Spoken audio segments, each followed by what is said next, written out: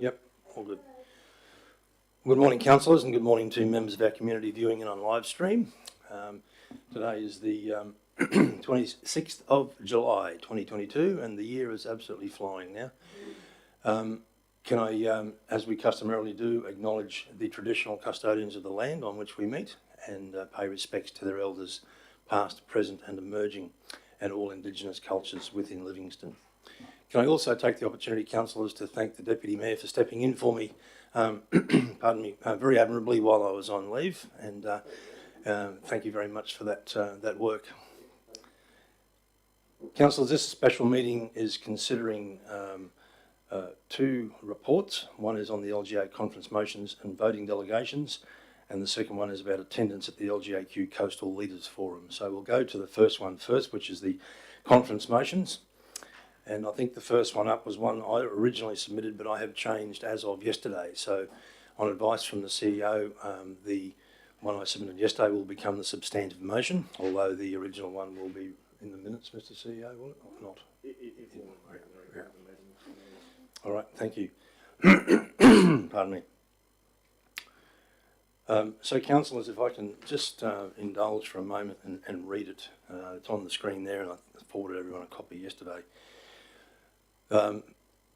That A, the Local Government Association of Queensland lobbies the Queensland Government to conduct a review of the Youth Justice Act 1992 Queensland and the Youth Justice Framework, with an emphasis on fairness to offenders as well as emphasis on fairness to victims of juvenile crime.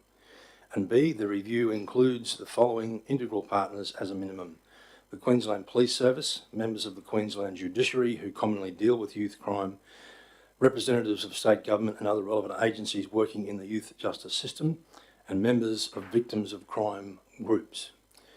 Councillors, my motivation in this, on Saturday morning, there was a forum conducted on the foreshore here that was convened by concerned members of our community, and I think just about all of us went to that. And we would have heard the messages coming from the community, and I think clearly from the police, the message from them was that we have to do as much as we can to protect our property by locking it up, making sure we don't leave keys in cars and leaving our properties unlocked, and that will, go some way to preventing theft and burglary and invasion of property. I guess it's a sad reflection of our times when we have to take those sorts of measures, because we have, I suppose, a lot of citizens in our community who have lived here for years and years and years and are probably still not used to the practice of locking cars or locking their homes. But that's the environment in which we live in these days, and the police were very, I suppose, adamant about that message. But certainly in all of this, I didn't hear a lot of solution in terms of victims of crime. What are the steps that they can take actually to sort of try and get around the fact that their privacy has been invaded, they feel violated, and those sorts of things. So really what this motion is about is trying to get some sort of fairness for victims of crime, because within the legislation I've quoted there is minimal reference to victims of crime. It is about how you deal with youth offenders, how the system should be structured to deal with them, because obviously they are minors. They are under the age of 16 and obviously are treated differently, as Councillor Eastwood would well know, being a former police officer. They are treated completely differently to senior members of the community who are over 16 and over 18. So that presents a raft of issues, and that's what that particular piece of legislation deals with: how to deal with those junior members of our society who are entering a criminal path. But certainly there's been nothing in that legislation about the victims. What justice do they get? How do they actually overcome, as I said, this feeling of being violated and having their property stolen or damaged potentially, and the additional cost of replacing that, as well as the insurance premiums that they have on their properties or vehicles going up because they've made a claim? So that's what this is about, councillors, and I put it to the table and seek your support. Thank you, Councillor Richard. Seconded, Councillor Friend. I probably will move it. Yeah, thank you. Thank you. All right, so Moved myself, seconded Councillor Eastwood. All right. Councillors, I'm just, sorry, Councillor made the question. There's a word missing in there, Mr. Mayor. I note what you're saying, and what you're doing is good. Repeat, particularly repeat offenders, because this is where the problem is. If there's one kid that's gone through the courts, and most times they respond well because there's supervision and follow through. But it's the repeat offenders that are the real seasoned crims, and we haven't got that word in there. We need to put it in there as well. I'm looking at in the background, concern at the apparent lack of consequences for juvenile offenders, and we could even put in there particularly repeat offenders, just to let them know this is where the focus is, because that's where they're not addressing them. And Matt Canavan raised the other day at that meeting that there's a section that when the Youth Justices Act was amended that brought everything back, and it was wrong. He said that amendment needs to be repealed to have it the way it was. We need to identify particularly what that legislation refers to that he was referring to. We need to know specifically, so if we can see any merit in it, we can actually go back to the Attorney General and say, now look, can you have a particular look at this as well? It was brought to our attention by the Senator. That's just a follow-in from this one today. All right. Well, Councillor Nathan, I'm going to stand by that particular motion at this point in time. I'd certainly welcome any other contribution from councillors in terms of potential wording change, but I'm not sure how I can fit repeat offenders in that particular. No, the motion doesn't need to be changed. That can go into the background information. Okay, all right. Thank you, Councillor Mather. I'll make that amendment to the background. All right. Anyone speaking against? Would anyone else like to speak for? Councillor Eastwood, thank you. Yeah, just briefly, Mr. Mayor, the original motion I wouldn't have supported because I just don't believe that a big stick approach is always the answer. In my belief, and I guess I've got some experience being 12 years as a police officer, 20 years as a youth worker, so I've seen both sides, that there's four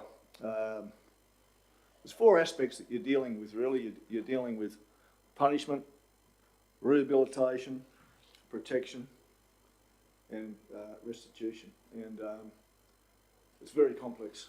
And I would endorse this motion, Mr. Mayor, because I think it'll get people talking, sitting around the table, and coming up with solutions to what is a profoundly difficult problem. And so I thank you for raising this, Mr. Mayor. Thank you, Councillor Eastwood. Councillors, I'll open the floor. Would anyone else like to make a comment before we go to the vote?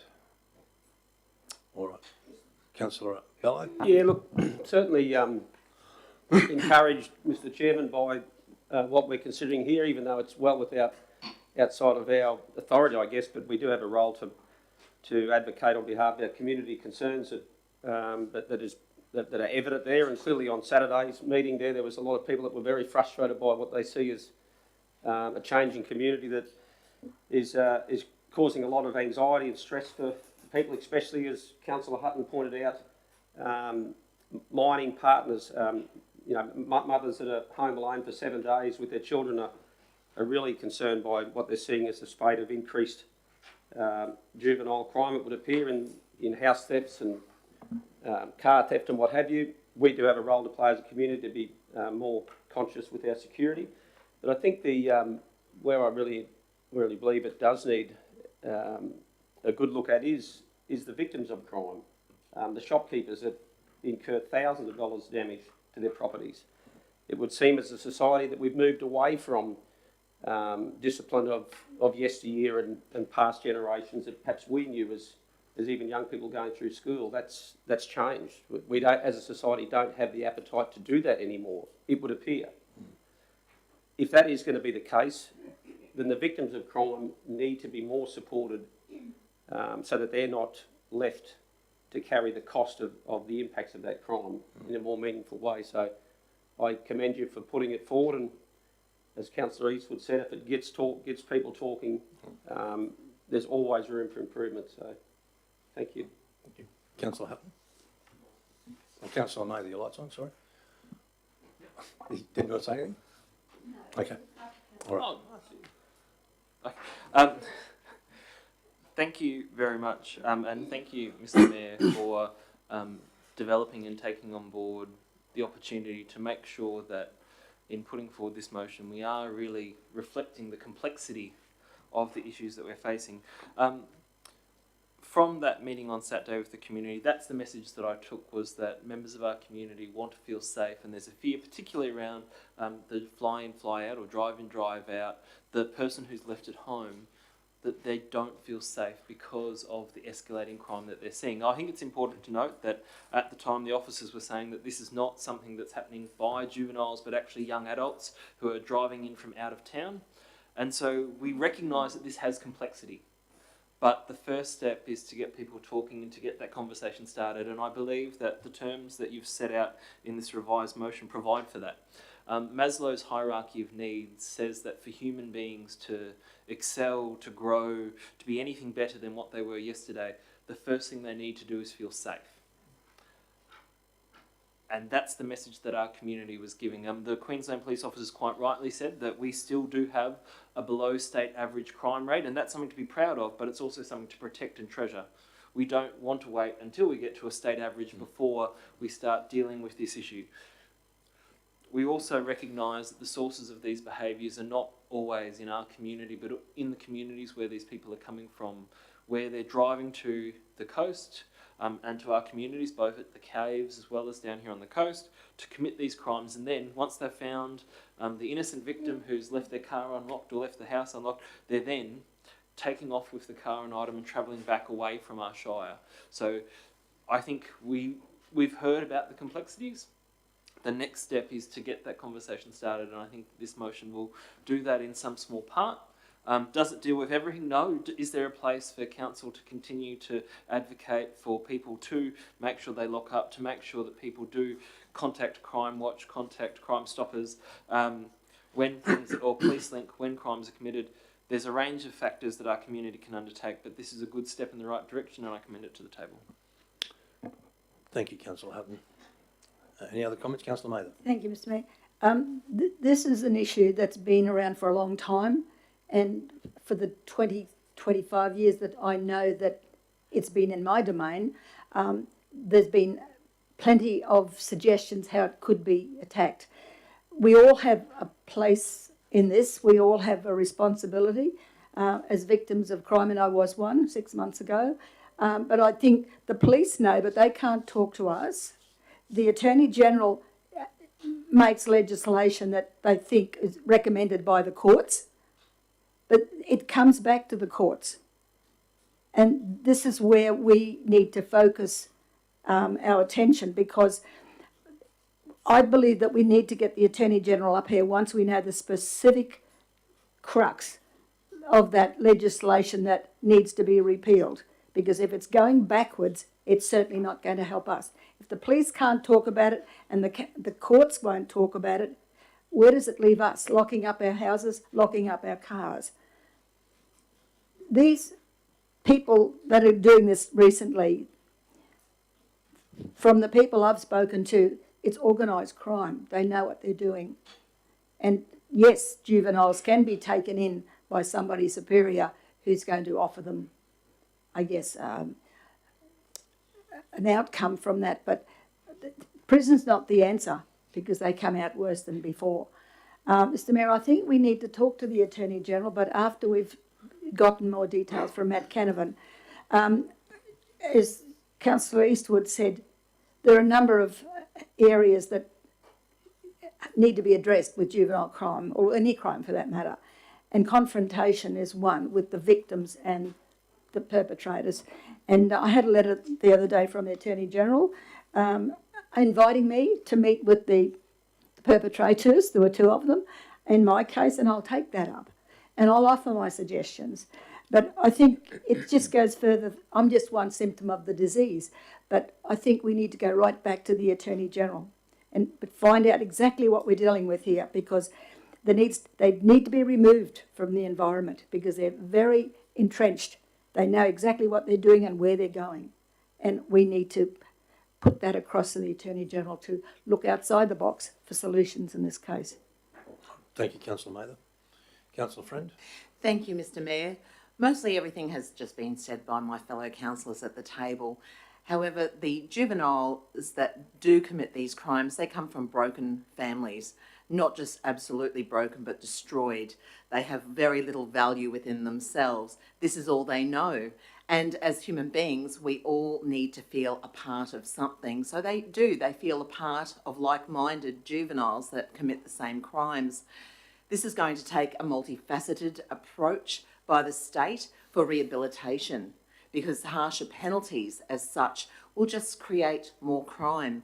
However, taking that into account, victims also need to have their say. So taking this to the LGAQ conference, Mr Mayor, is going to be a fantastic conversation point for the 77 councils within Queensland, and with the 77 councils coming together as one in conjunction with the state government and the Justice Department, certainly, hopefully, we can find some results. And thank you so much for bringing this forward. Thank you, Councillor Friend. Any other comments, councillors? All right. I don't feel the need to sum up on this one, councillor, so we'll, in the interest of time, we'll just go to the vote on this one. So we've got a mover and myself, second to Councillor Eastwood. All in favour? Carried unanimously. Thank you, councillors. And thank you for your support.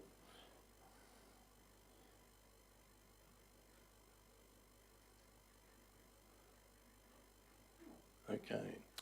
So the next motion is from Councillor Hutton, I believe. No? Oh, the mandate one, I beg your pardon. All right. That the introduction of any future pandemic COVID-19 mandates by the Queensland Government, this is mine, that are likely to have negative impacts on councils and their local businesses be discussed with the LGAQ executive prior to introduction. So I'll move this one, councillors. Can I get a seconder so we can get debate started? Moved, second, Councillor Friend. Thank you.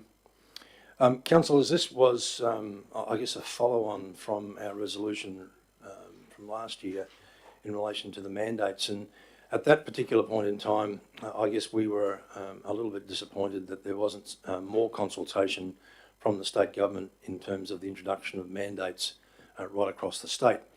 Because, as you will recall, we had several hundred pardon me, business and community members meet in the town hall to express their concern at the introduction of the mandates and the potential effect that would have on their businesses and their lives. So all this is doing, I guess, is reiterating the point that our community was making at that meeting, that if there's going to be any further mandates contemplated, that we would like that discussed at the LGAQ level prior to that happening.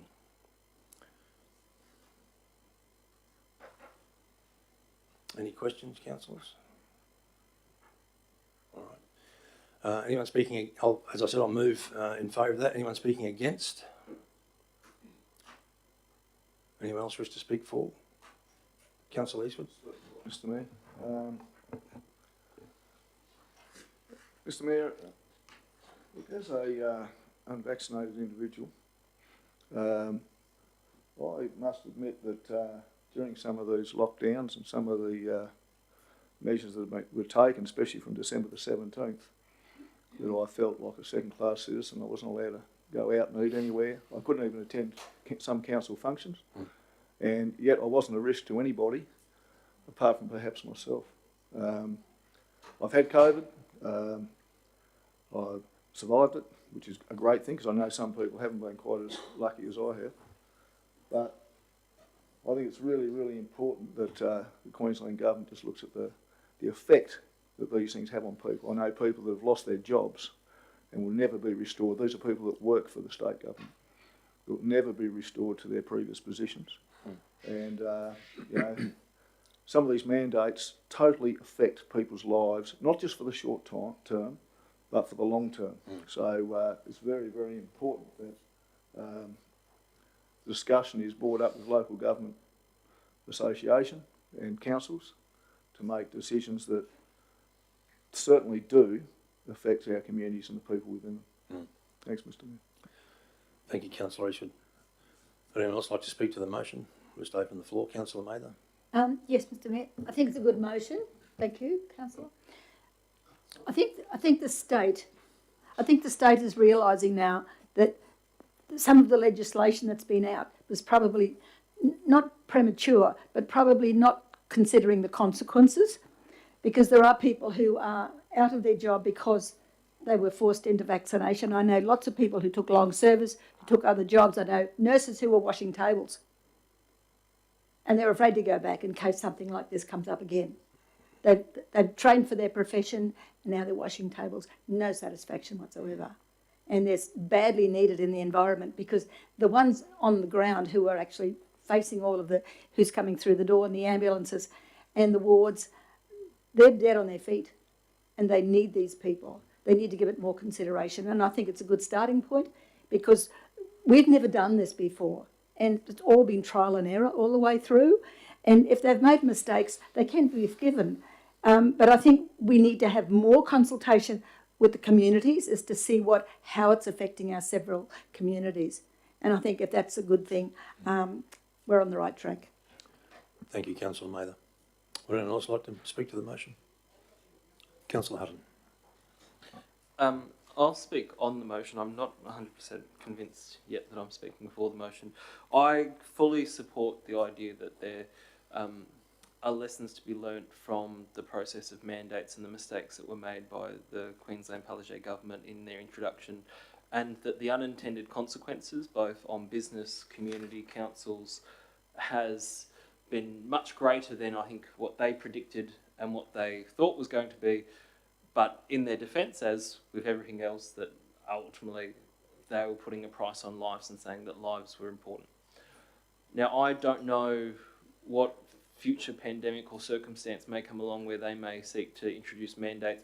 I believed that the motion that we put forward last year was about the unintended consequences, where they were making such blanket rules that were crippling to small communities, and it was because of a lack of consultation with the community. I would hope that they've learnt the lessons from that, and if they were to need to consult, my question mark is whether the LGAQ executive is the group that's going to actually provide that guidance. So is the LGAQ executive going to be the one who says, hey, what you're doing to the cafe in Banana that Mayor Ferrier was speaking about on ABC radio at the time, he said, you know, the cafe in Banana that's got one staff member, that staff member's unvaccinated, so the shop owner's running the cafe by themselves now. They can't get anyone else, they can't employ anyone because there's an economic boom on, so everyone can get better jobs.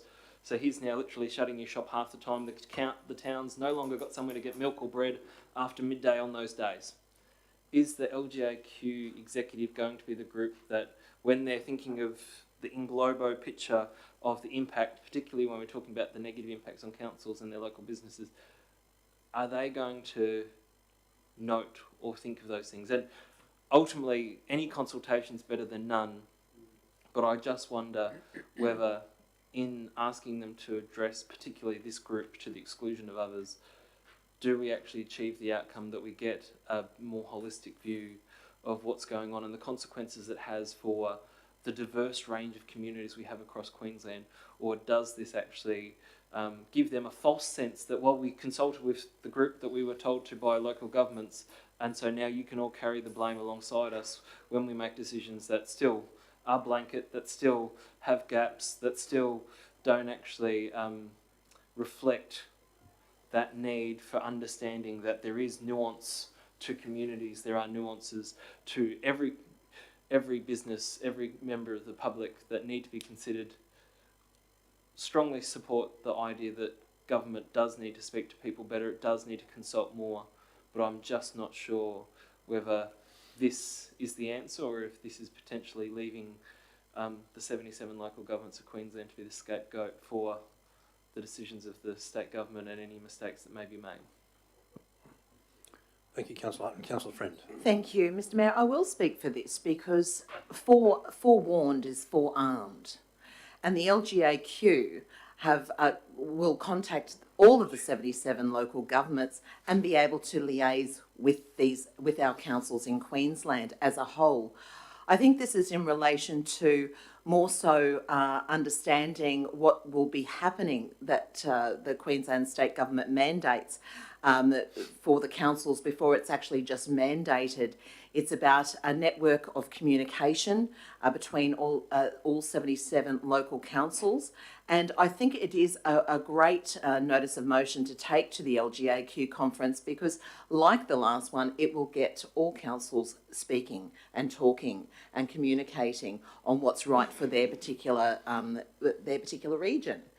Because what's right for us here on the coast may not be right for, say, those in the west, Barcaldine, etc., Longreach. But I do think that all local government can do is advocate and lobby.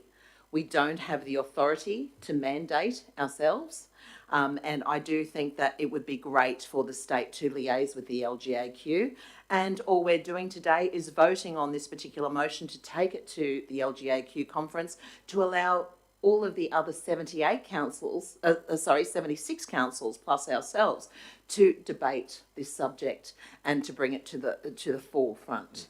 Thanks, Mr. Mayor. I support it. Thank you, Councillor Friend. Any other comments, councillors? No. All right. Well, in that case, councillors, I'll just quickly wrap up. And can I thank Councillor Eastwood for his comments. I certainly understand his personal point of view, not being vaccinated, and members of my family took a similar decision, Councillor Eastwood, and felt the same ostracism. And I think, to take your point further, I know of individuals in our community and other communities who have lost their businesses and lost their homes as a result of these mandates. And, as Councillor Hutton said, these are unfortunate circumstances. And they are tragic circumstances, and perhaps the government didn't think that through properly when it introduced the mandates last year. But I also, in taking Councillor Hutton's point about whether the LGAQ executive is the appropriate forum for this, I did give that long thought. And at the end of the day, I couldn't really think of anybody or any other organisation that would be more appropriate. And I thought, well, as Councillor Friend clearly articulated, it is the 77 councils in Queensland are supposedly the local authority, and they are the spokespersons for the groups that speak for their respective communities. And so in bringing any future mandates or intentions of future mandates to the LGAQ executive, then that effectively gets communicated to the 77 councils. And that was where my thinking paused on where I should actually, or who should actually be dealing with this. So, councillors, I commend this to the table and seek your support. I'm moving, Councillor Friend is seconding. All those in favour? Those against? Carried. Thank you very much.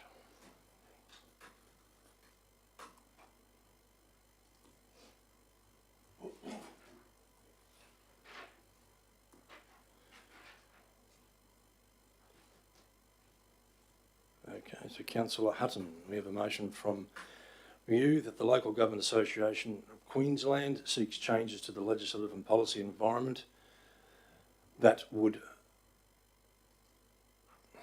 Sorry, I'm looking at the...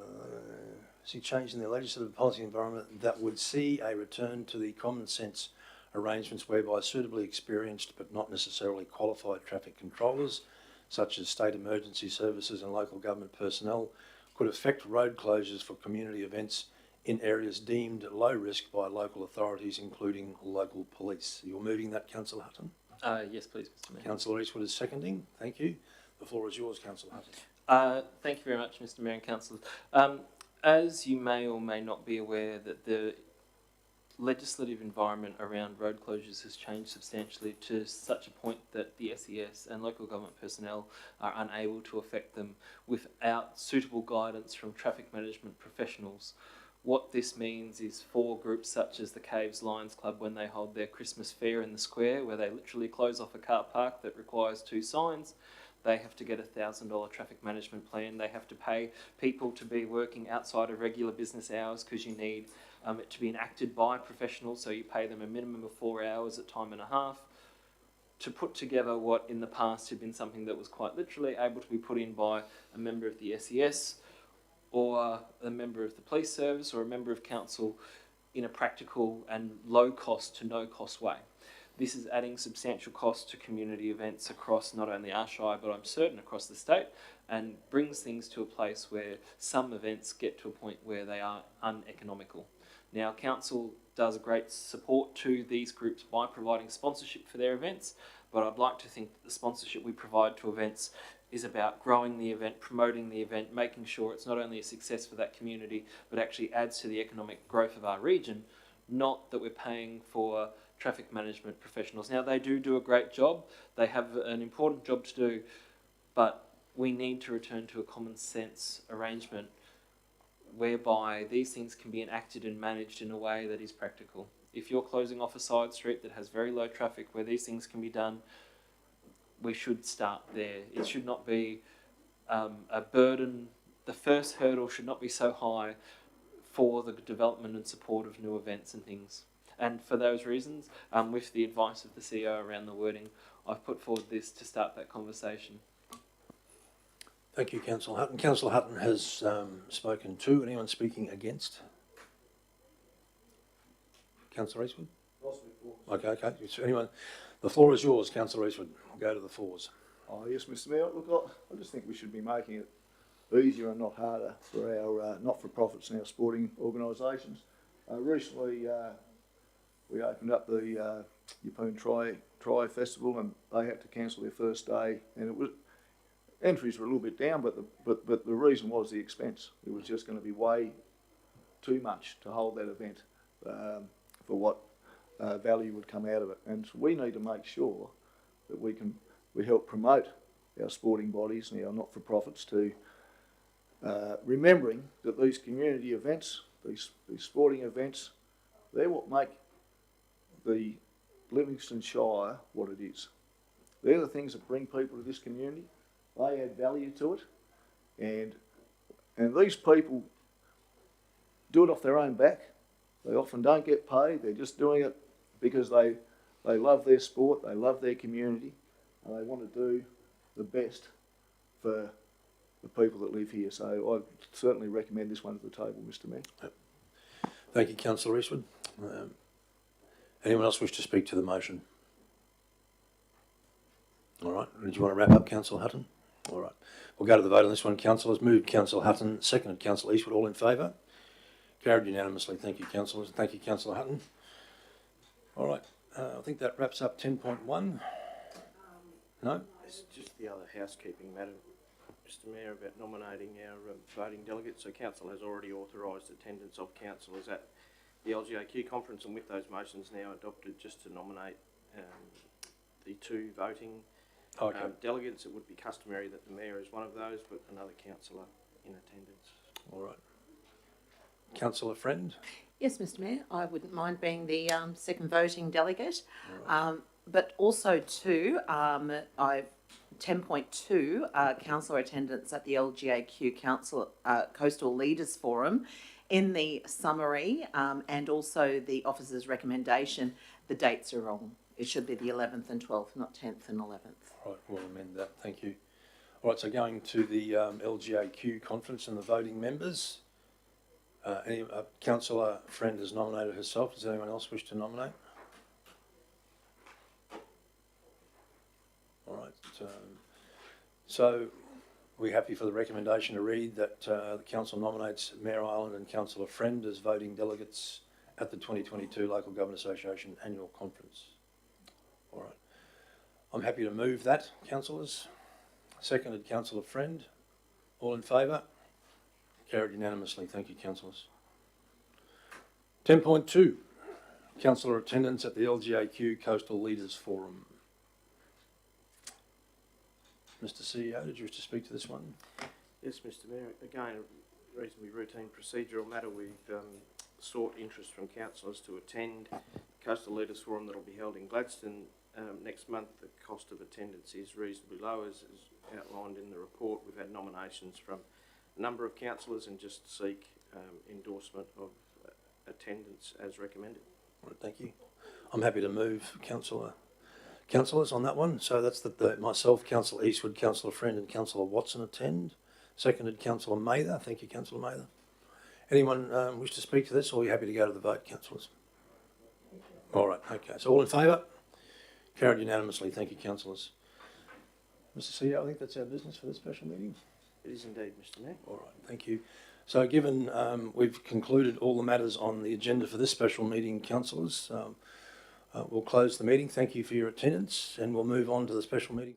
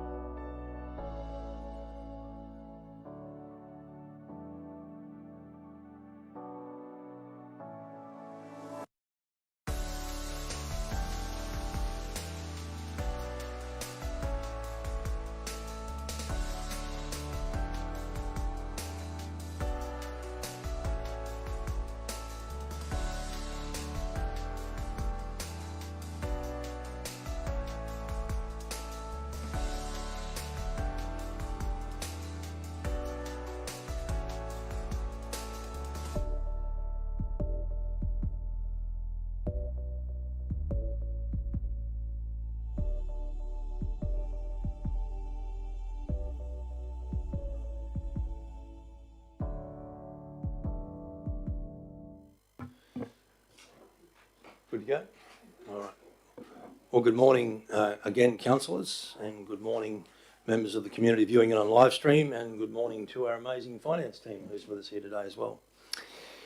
I'll start off, as we customarily do, by paying our respects to the Drummle people, the traditional custodians of the land on which we gather today, and pay respects to their elders past, present and emerging, and also all Indigenous cultures within Livingstone, because they are what define us as Livingstone. This is probably one of the most important meetings we have in our annual calendar today, councillors. This is the adoption of the annual budget. So we have some media opportunities, I think, involving all of the councillors after this. So please hang around when your time comes to speak to the press and also to our community about the outcome from today. All right, so I'm going to hand the floor to our Chief Financial Officer, Ms. Ellis, and welcome her to the table. And thank you, Andrea. Thank you, Mayor. So the first report on the agenda today is the presentation of the revenue policy for 22-23. Councillors, this essentially sets the strategic vision and direction for our revenue raising approach for the current financial year. It is a principles-based policy and identifies the following principles in terms of equity, user pays, meaningful contribution, predictability and fairness.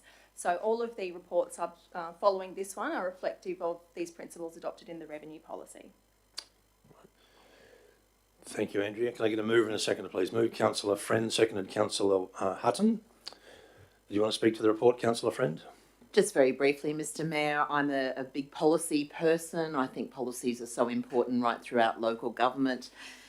If we are not sitting at this table after the next election, then we have the policy set in place to guide future councillors, to guide future council staff as well.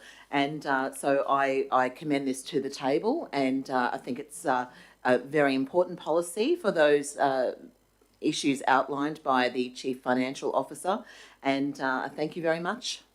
Thank you, Councillor Friend. Anyone speaking against? Would anyone else like to speak for? Councillor Hutton. Yes, thank you, Mr. Mayor. I endorse this policy and the principles which I think our community aspires to now. These have been long-held principles of Livingstone. Equity for like properties. So when your property is valued the same or similar to another, that you'll pay similar costs associated, that user pays, that we make sure that members of our community who use the service pay for the service, that we make a meaningful contribution, that our community has predictability.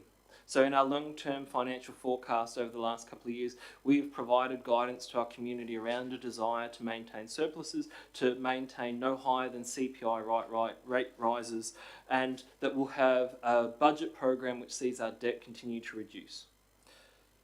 We also desire to see fairness in the budget, and I think that upholding these policies or these principles within this policy is really important and something that we continue to do into this budget and beyond. Thank you, Councillor Hutton. Would any other councillor like to make a comment on the report? Could, Mr. Chairman, thank you.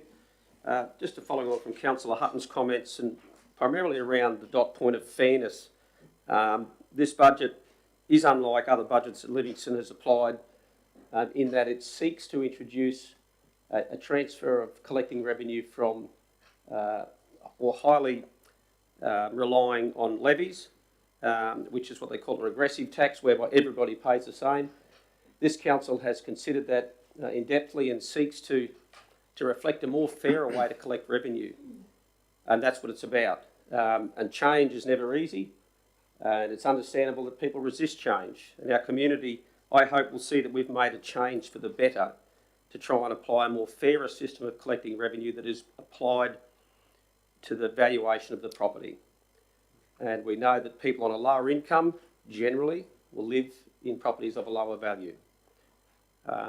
We know that our federal taxation system is tiered in a way that the more you earn, the more you will pay.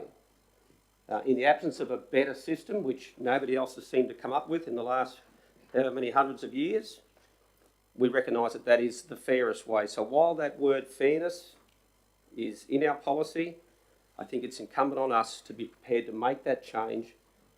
And what we seek to do that is by reducing it by a third, so it's not all in one go, but it's a sensible and responsible way to approach fairness, and I look forward to that today. Thank you. Thank you, Councillor Vella. Councillor Eastwood. Oh, yes, Mr Mayor, I think it was in the conclusion, I read something like it, that it sets out Council's strategic vision and attitude in relation to raising revenue. And I think that attitude is really, really important because it shows we are a fair and equitable council and we want the best for our ratepayers and we want it to be fair right across the board. So I think that we're heading in the right direction. I'm very happy to vote for this one, Mr Mayor. Thank you, Councillor Eastwood. Any other councillors wish to make a comment? Councillor Mather. Mr Mayor, I believe in the fundamental principles of what we have here in our budget. I take on board the good deputy's comments about fairness, and I'll deal with that a little later in the budget, Mr Mayor. All right, thank you, Councillor Mather. All right, councillors, we're happy to go to the vote on this one now. Got a move of Councillor Friend, seconded Councillor Hutton. All in favour? Carried unanimously. Thank you, councillors. Councillor Mather, did you vote unanimously? Voted Yeah, favour? Yeah, thank you. Yes. All right, 10.2, adoption of the revenue statement. Madam CFO. Thanks, Mayor. So whilst the revenue policy is a principles-based document, the revenue statement is essentially the explanatory document which supports the implementation of all of those principles across all of our various revenue streams from our rates and various utility charges. So whilst we are adopting the revenue statement, the reports from 10.3 to 10.11 are also reflective of the legislative requirement for separate resolutions to pass each of those various components which are contained within the revenue statement. So the revenue statement includes the rating categorisations, the differential general rates which will be proposed to be levied for 22-23, the various descriptions of all of those. It includes all of the information around our utility charges, so our water access, water consumption charges, sewage charges and our waste charges as well. Happy to take any questions from councillors on the revenue statement. Are there any questions, councillors? No? Okay. Well, can I get a mover and a seconder, please? I'm happy to move the revenue statement. Seconded Councillor Eastwood. Thank you.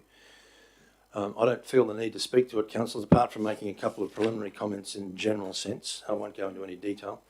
But look, as a council, this particular revenue statement, as the CFO says, is where we determine the differential rates, we determine the minimum general rates, we determine the rate in the dollar for each of the rating categories. And ultimately, that then is what generates the rate notice that goes out to our particular ratepayers. We know as a council that everybody's doing it tough. And this goes back to the concept of equity and fairness that a number of councillors spoke to in relation to the previous report. Given that though, I mean, we've got an environment now where we have CPI, according to the Brisbane CPI index of 6%, nationally 5.1%. And we did make a commitment in our revenue policy that we would attempt to try and keep our rates increases at or below CPI. Now we have done that. We have done that. The other impact on rating at this particular point in time in this budget is the valuations, the land valuations. As you know, councillors, the average residential rate, valuation increase has been around 30%. For rural categories, it has been 60%. Now that's a massive hit, a massive hit. And so to deal with that in one year and bring in a rates increase less than CPI, I think you all need to basically be very happy with, because it's due to the hard work of our amazing finance team and your commitment to the revenue policy and the concepts of equity and fairness that we've been able to deliver this. So I'd just like to offer my congratulations to you councillors and my appreciation for your work, and to the staff involved in delivering the revenue statement, because we started this process 9 months ago, as you recall. And so essentially what happens for members of the community viewing in, we have a short break after bringing a budget down, and then we start the next one. So it is almost a continuous cycle, and that's what you have to do in local government these days to bring down an effective budget. So councillors, I commend the revenue statement to the table. Councillor Eastwood? I just want to endorse it as well quickly, Mr Mayor, just by saying that the revenue statement is really just the nuts and bolts of the revenue policy. And I'd also like to thank the hard-working team that have put it together, including the councillors and all the staff. So, yeah, great result. Okay, thank you. Councillors, any other councillor like to make a comment? Councillor Mather? Comment, thanks, Mr Mayor. I'd like to also recognise the Chief Financial Officer and her staff, Mr Mayor, because I've been through a few budgets over time, and this has been different, but not worse than previous ones. And I think it's fair to say that we've got a good result. I do have some issues with a couple of matters, which I'll deal with, but it's important to recognise, and for the people who are watching on, to recognise that whatever we resolve here in one section impacts on the next section, impacts on the one after. They all link together, and you can't say no to one without saying no to all of them. So no doubt there are times when we weren't happy with certain things. We played it through, we identified what was causing the problem, and hopefully we'd come to a medium that we could all agree to. There was one little issue there that I'll come to, and that's the separate charges. And I can't support this particular motion, Mr Mayor, because that includes the separate charges, but I do endorse every other section of this recommendation. But I'll deal with the separate charges as we get further into the budget. But as I said, I do appreciate the difficulty that the staff have had, because all of the matters that you've raised, they all impact on the outcome here today. So I do thank the staff, but remember that all of these recommendations link together, and it's difficult to say, I can't support this because of one thing, but in my own heart, I have to do that, and I'll tell you why as we get to that point. Thank you, Mr Mayor. All right, Councillor Mather. Councillor Hutton? Councillor Bell, I beg your pardon, you first. Yeah, just in supporting of this, item 10.1, it talks about road network separate charge, and whilst it identifies that there's $380 per annum per rateable assessment throughout the region will be levied. That is a reduction by a third on last year's amount. But what we want to make crystal clear, I guess, is that that's not a reduction in the money that's going to be spent on our road network. Absolutely not. Okay? And it's clear that the media in the room recognise that and make sure that they reflect that accurately, that we are investing in our road network. We would like to invest more, but importantly, we are investing in that, and we're not reducing that at all. We are just transferring how we're collecting the revenue to do it in a more fairer manner. That's what it's about. Thank you. Councillor Hutton? In speaking to this item, I believe that this is a budget that has many positives for our community and promotes the long-term sustainability of our council on behalf of all ratepayers.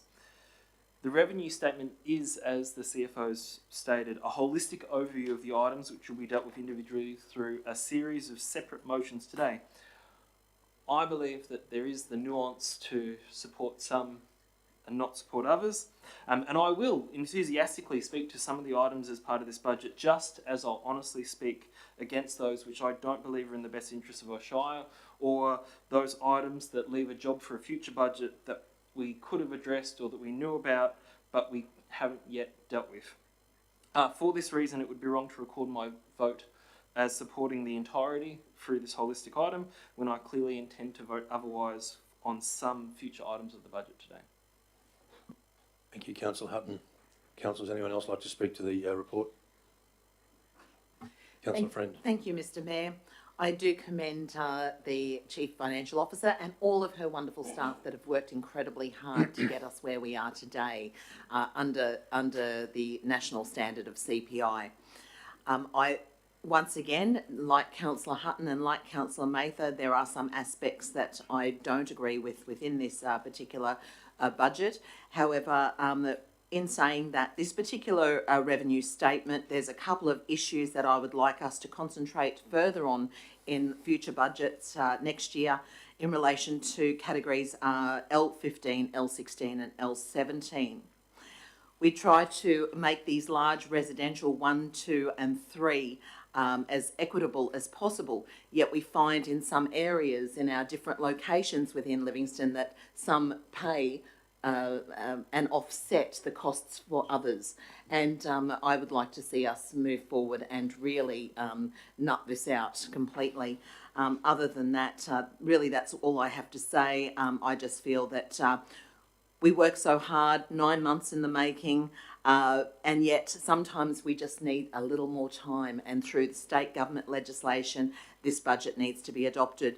But in saying that, I will support this revenue statement today with the statement that we'd like to concentrate further in the future on these particular areas. All right. Thank you, Councillor Friend. Councillor Watson. Thank you. I was just thinking before, we should remember last year we didn't have a rate rise. Other councils did. And again, this year they're having another rate rise. Collectively, for the last 2 years, we've had a slightly lower than 2.5% rate rise over the last 2 years. And I believe we're doing a good job to keep our rates as low as possible. And again, I'd like to thank the finance team and councillors for what we've done. Thank you. Thanks, Councillor Watson. Any other councillors? Right, councillors, I'll just quickly wrap up on this one. So the effect of this budget will be that the average residential ratepayer will receive a rate rise of 4.11% for rates and charges in this budget. So that equals approximately $3.37 a week. And relatively speaking, people compare that to a price of a takeaway cup of coffee. But I mean, I think that's a pointless kind of comparison, but ultimately it works out to about $3.37 a week on an average residential property. So, as Councillor Bello referred as well, there are a number of changes to the special rates. We have some levies. The road levy was previously $500. You had the environmental levy, we had the disaster management levy. The issue with levies across the board, just to be clear, for the members of our community and for the press, when you have a $500 road levy, I beg your pardon, that rate applies to one of our senior pensioners who might drive his or her car to the shops once a week, and it applies similarly to a transport company that might have a fleet of trucks that are on the road all of the time. So where's the equity in that? Ultimately, there's no equity in that for the pensioner who is using the road a couple of times a year versus a trucking company that's using it all the time. So this council discussed that prospect ad nauseum, and we felt almost collectively that that was inequitable. And the issue of equity goes to our revenue policy councillors, as you know, and we've discussed that at length.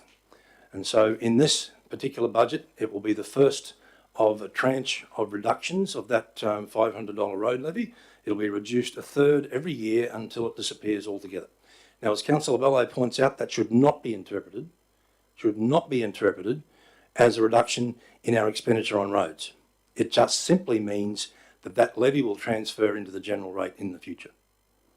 So please, for those members of the community who are reading the report, seeing that we're reducing the levy, please do not interpret that as our reduction in expenditure on roads. All right, councillors, that's enough for my sermon on the mount. So we've got a mover myself, seconder and Councillor Eastwood. We'll go to the vote on this one. All in favour? Those against? Carried. Thank you, councillors.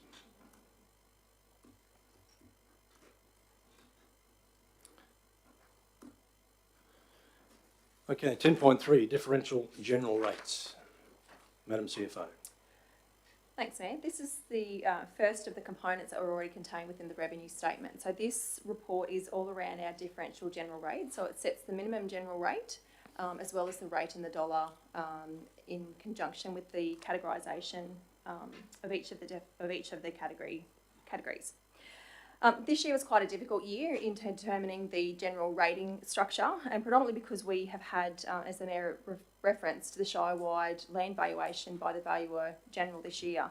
So that was an increase in our total land value of just over 30%. So that caused some huge differences and inconsistencies with the increases across various areas within our categories and within areas of the Shire.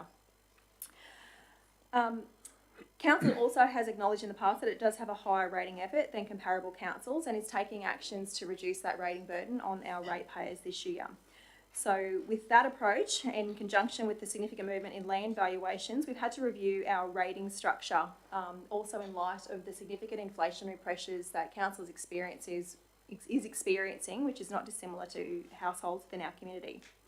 So this year we've reviewed the valuation bands and have had to adjust the minimum rates and rate in the dollar to smooth some of the valuation impacts.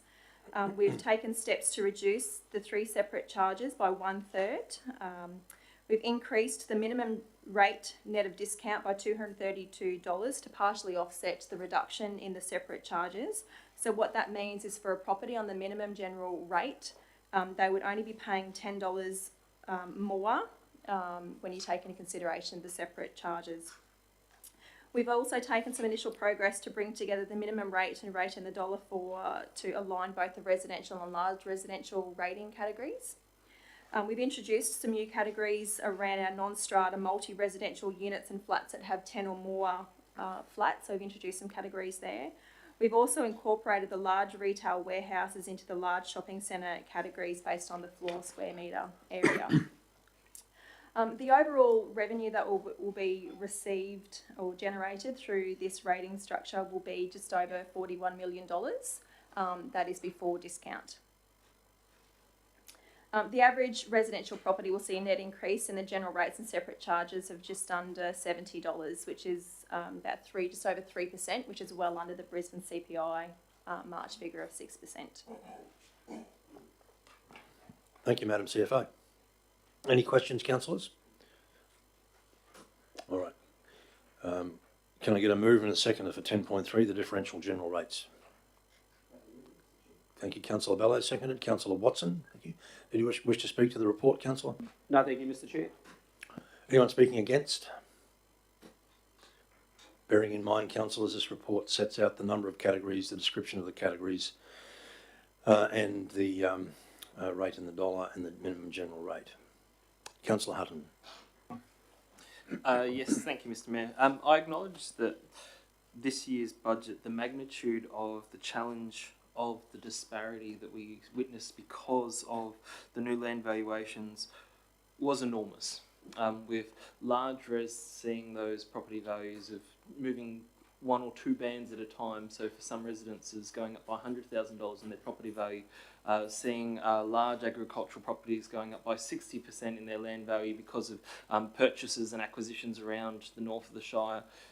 It has meant that our council has had to consciously choose to not only pull a whole range of micro levers in support of trying to ease that burden and to try and remove some of the huge changes that were occurring. At one point there, we were looking at large res properties looking at an $800 increase on average, where now that's nowhere near that because of the work that this table spent the last 6 months doing. It does, though, recognise or hide the fact that there is still a disparity here that we do, and we started working on this last year and we'll need to continue working on to the future years, whereby large res property owners are still paying a differential to their comparative neighbour who lives in residential. A property of the exact same value, but simply because of it being res versus large res, they're paying additional income or paying additional tax because of that property type. And that's something that last year this council committed to trying to reduce that burden. In fact, I think we reduced it by something like 1%. We will need to continue that into the future. It's not an easy thing to do this year because of all the other balls that are in the air. And so for some property owners, they will see that that disparity has grown. For others, they'll see that it has continued to shrink. And I think we'll see for those residents, particularly in the northern suburbs, where their property values didn't increase on the coastal market increase of 30%, but were affected by the rocky limited increase of less than 10%, they will see the closest alignment between where their property value is to the residential property value. Where on the coast, there will still be a significant disparity that this council and future councils are going to need to invest into change into the future. I raise that because it really is important that we talk about fairness for like properties, and this is something that we've identified, that we have worked on. This year, we've had a whole series of challenges that make that hard, but it's going to be something that we're going to need to continue working on in future years. We can't simply set and forget. Thank you. Thank you, Councillor Hutton. Any other comments, councillors? We've got a mover and Councillor Eastwood. Oh, just briefly, and just basically to endorse Councillor Hutton's comments that, yeah, in keeping with the revenue policy as a council, we do need to continue to monitor this and to make sure that we can bring into parity the large residential and the ordinary residential. Yeah. Thanks, Mr. Mayor. I don't think there's any argument around the table about that one. All right, we've got a mover in Councillor Bellow, seconded Councillor Watson. All in favour? Carried unanimously. Thank you, councillors. 10.4 is the special charges report. Madam CFO. Thank you, Mayor. Councillor, this report recommends 5 special charges to be levied for the 22-23 budget. Well, there is no proposal for any new special charges.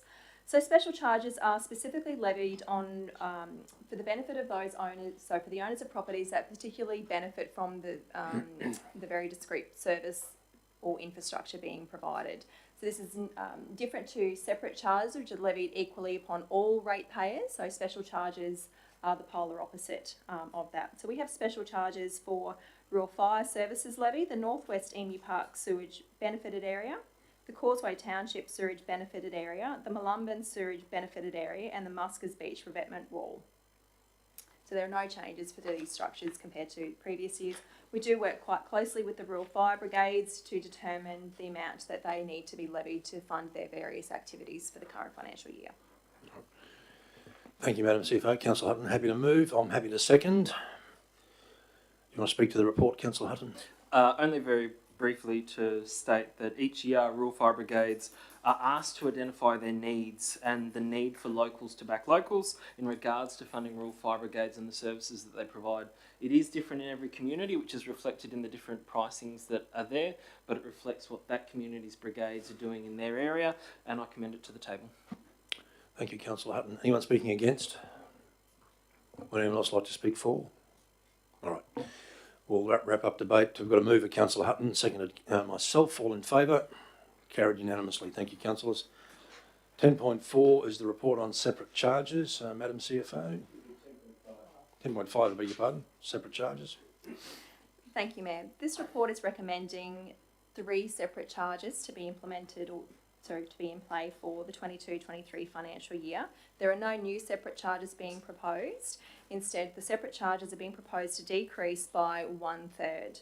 So the road network separate charge will reduce from $571 down to $380 per assessment.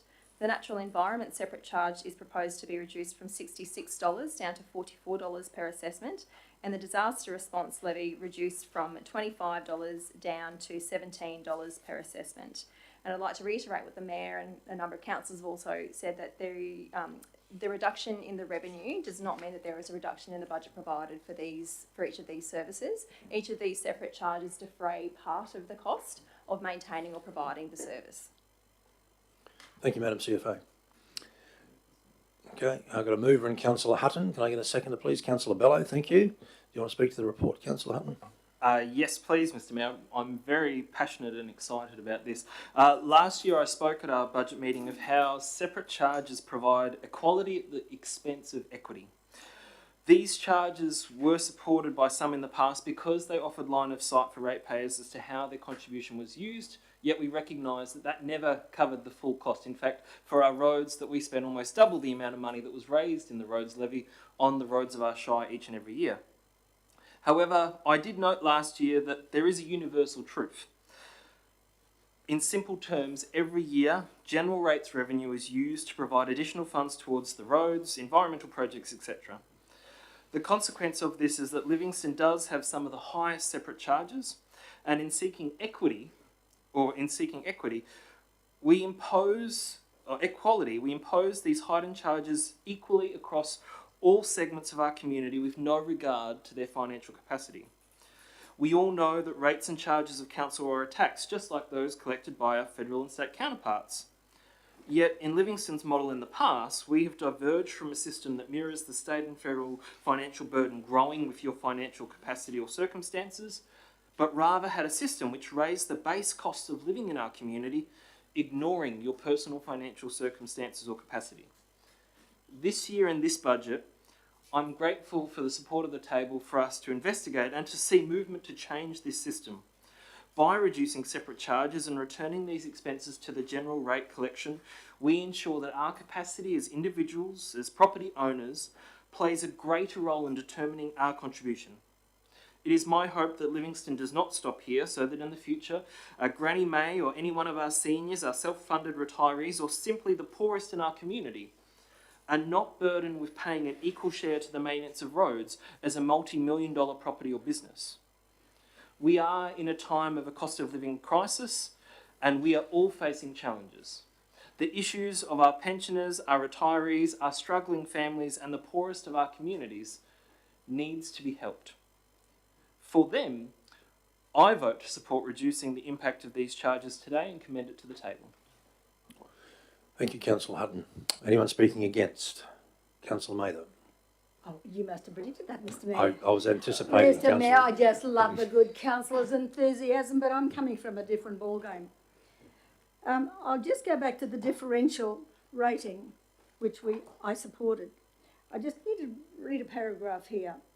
Overall, council gross general rate revenue will increase by 7.5 million, which is predominantly driven by the structural changes to separate charges and by adjusting valuation bands, minimum rates, rate in the dollar to smooth revaluation impacts. I get all that. This increase is offered by a $3.9 million reduction in separate charges. Now, we're talking about being crystal clear. We're talking about being fair. We're talking about helping the most vulnerable in our community. We all want to do that. Do we base our rates on who can afford to pay and who can't? Because we need to go back to the government to sort that out very quickly. We need to be transparent as to where the money comes from and where the money goes. Nobody argues about that. We do our best to be transparent in all occasions. We all practice that. I don't support this one simply because going back a number of budgets ago, and I can't recall how many, we needed to identify that we had a pool of money that would go on the roads, and we need to make sure that we reduced the general fund, which was subject to valuation on every property. Now, the whole reason why we had the separate charge, we took out and said, well, people can, if we had X number of dollars we needed, we divided by the number of people who would be paying for it. We'll say, that's fair. Everybody pays the same. Whether they've got a car, whether they've got two cars, or whether they get a taxi. They still use the roads or have someone pick them up to take them somewhere. They still use the roads or have the benefit of using our roads. Of course, it's not the amount that we need to solve the problem on the roads. There's never enough. But we thought that's being fair. At least people know that's where the road money is going. What we're doing now, and this is what I understand where people are coming from, but I can't support it. We want to take that pool of money, that separate charge, in this case, well, in all the other two cases too, for that matter, not just road levy, but I'm dealing with road levy. We'll only do it a third of the time. We won't do it all. That'll be too much change. We'll do a third at a time. We'll take third this year, third next year, then the next year we'll put it all into the general fund, which is subject to valuation of the properties. Everybody will pay something different. How can that be fair? It's a road, or it's a service that we all will benefit by, whether it's a natural disaster or whether it's environmental. We're all going to benefit from all of that. That's why those were there, so we can take the pressure off the general fund, because it's subject to valuation. Because if you put it all into your general fund and then start distributing that money with your customers, that's why you're paying more than they really should be in some cases, because they all don't pay the same. And is that fair? My thinking is simple, Mr. Mayor. The reason we did that back then was to take the pressure off the general fund. So when we came to distributing the cent and the dollar for all of these bands, it was easier. We didn't have so much money that we had to apportion. And it's the highly valued ones now which will take a lot of that. But everybody will have the benefit. And this is what I can't understand. We've got the disaster management, we've got the environmental, we've got the roads. 3 separate charges, each of which will have 1/3 taken from them and put into the general fund, which will prop it up, which will be subject to valuation. Next year we'll do the same. In 3 years' time, we will be apportioning an inflated general fund to all of our people. They'll all be paying something different. Now, that's what I find isn't fair. Certainly, we've got 2/3 that we're looking Sorry, at. Councillor Mather, your oratory I'm finished, time is Mr. Mayor. almost up. Yep. Certainly, we've got 2/3 that still are retained in the separate charges. And certainly that third that's been taken off will go into the general fund. It's just that we can't see it. My analysis is very simple, Mr. Mayor. Thank you. Thank you, Councillor Mather. Anyone else like to speak for? Councillor Friend was first. Councillor Eastwood. Yep. Thank you, Mr. Mayor. I will speak for, with much deliberation we've had and consideration about this. 33% is being taken and placed into the general fund, and that is fair in my opinion, because everyone will pay according to their valuation. Everyone will pay according to what they can afford, and also they will receive discount as well on those particular funds. Livingstone Shire Council has had the highest separate charges in Queensland, and we need to make this more equitable. We talk about fairness, and as far as, in my opinion, I believe this is fair and more equitable way to distribute those funds. The Chief Financial Officer has just stated in her prelude in relation to the fact that these particular separate charges will not change the operational side of what this money's spent on: roads, environment and disaster. None of these areas will suffer whatsoever, and it's already been incorporated into operational costs already. It's not put aside in a particular bank account saying that's just for environment or that's just for roads. It's already being part of the operational. So I do agree that this will be a far more equitable system. Thank you. Thank you, Councillor Friend. Anyone speaking against? Councillor Eastwood, just to speak for? Yes, Mr. Mayor, just briefly. Look, good Councillor Mather has asked the question, is it fair? It's very difficult to get a totally fair taxation. And the best example we can find of taxation is our Australian government taxation, as Councillor Bello spoke about before. But where this is fair is, and I'm going to go to Councillor Hutton's analogy of the truck driver with you might have the 10 trucks, and old Granny May. Should they be paying the same road levy? Absolutely not. And the only fair way you can do it is on property values, and I just don't think that you can just give everybody the same levy. And this is how the Australian taxation model works. It's the only model that's been proven to work, and I'm just happy to go with it, Mr. Mayor. Thank you, Councillor Eastwood. And speaking against, any other councillor like to make a comment on the report before we go to the vote? Councillor Hutton, wrapping up. Thank you very much, Mr. Mayor. And I think for the benefit of the community, this is one of those great examples of where not only is there an ideological divergence within the council table, but you can also understand and appreciate the level of debate and the strategic thought that goes into the thinking behind the decisions that we make.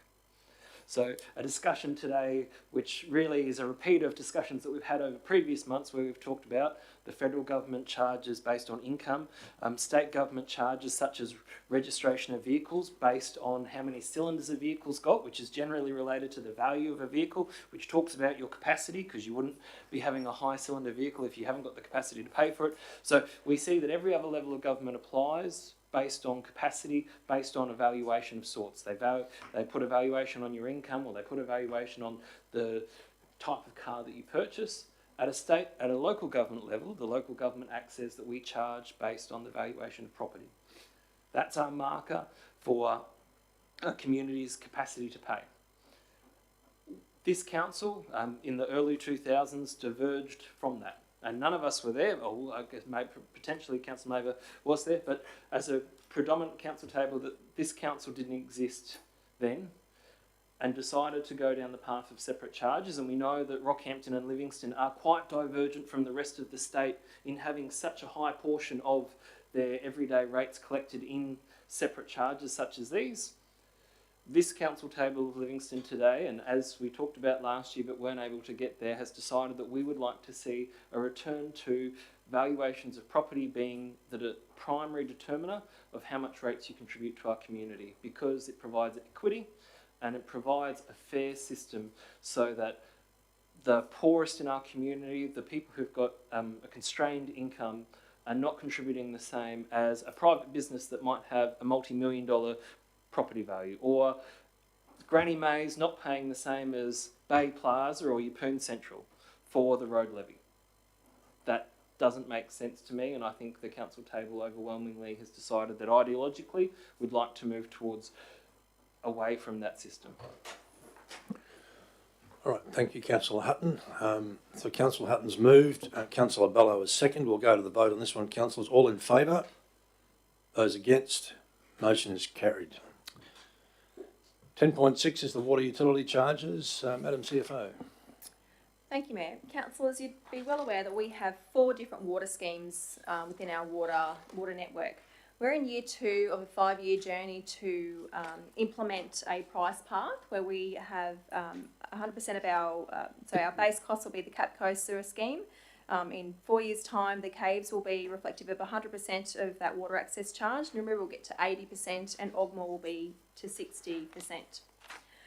So all of that price path is included as attachment 1 for the access charge, and we're also transitioning to a 2-tier water scheme, water consumption charge price path, and that's also included as attachment 2 to the body of the report.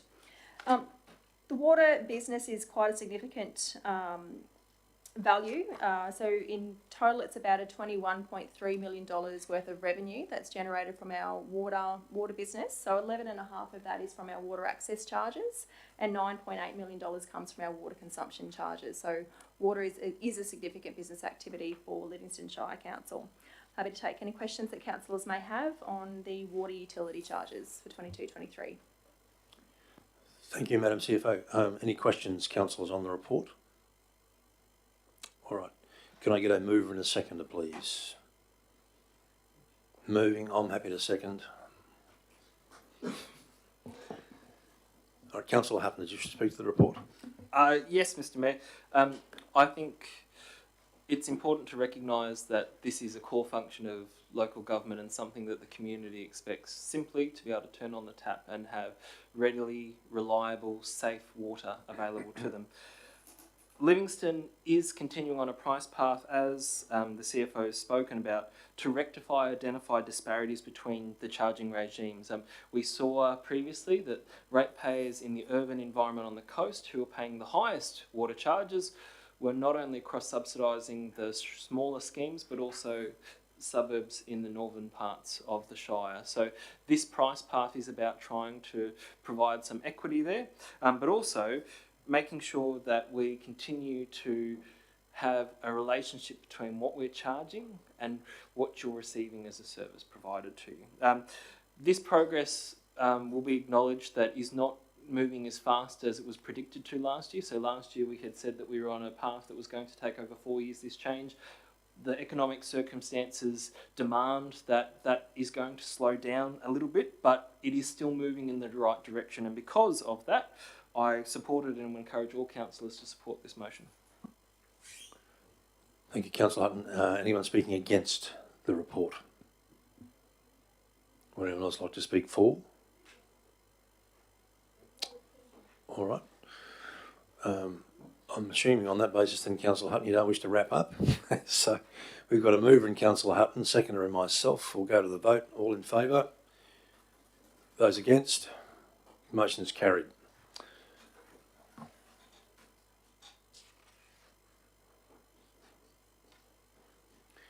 (10.7) the report relates to the sewerage charges. Madam CFO. Thank you, Mayor. Councillors, I'm presenting the sewage or wastewater utility charges for 22-23. We only have one declared sewer area, and that's here on the Capricorn coast. Overall, the budget for our sewer activity is just over $12.6 million. The discount does apply on this utility charge as well. It's also following a price path which was adopted last year. All of these price paths are subject to annual review in terms of the operation and maintenance requirements, the capital requirements, any debt servicing requirements, as well as inflationary impacts that need to be taken into consideration. Any questions, councillors? Councillor Friend. Thank you, Mr. Mayor. I just have one question, although we've gone through a lot of these questions through deliberation. When we look at forecasting for future budgets, I did have a closer look at this, and I noticed that last year the forecast for this year for a residential dwelling was $863 and vacant land was $819. Yet now we find ourselves even higher at $879 and vacant land $835. Could you explain why? I understand that a forecast is only an approximate, just like a weather forecast. When they forecast rain, and we don't get that much of it. But would you please explain why the forecasts are different? Yep, that's a really good question. So all of the assumptions from last year have essentially changed. So we've had an increased emphasis on understanding what our capital requirements are, not only for the current financial year, but what that looks like in even 10, 15, 20 years out. Also, the impact of inflationary pressures have increased the value of our assets and therefore increased depreciation costs. So a lot of our base costs, our operation and maintenance costs, have also increased due to inflationary pressure. So 12 months ago, our forecasts for inflation were sitting at around 3%. So essentially they've doubled. So that of course has a huge impact on how we manage our operations as an activity.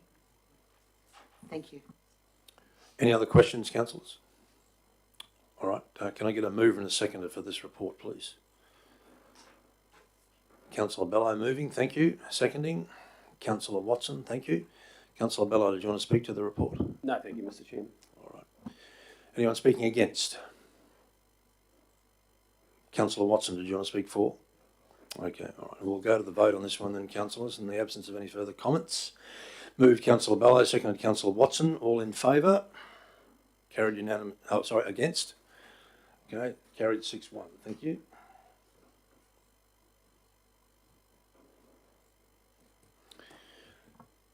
(10.8) Waste management utility charges. Madam CFO. Thank you, Mayor. Councillors, we also provide waste collection and recycling charges as a service of Livingstone Shire Council. So we have two broad categories being domestic services and commercial services, and there is a number of different line items within each of that.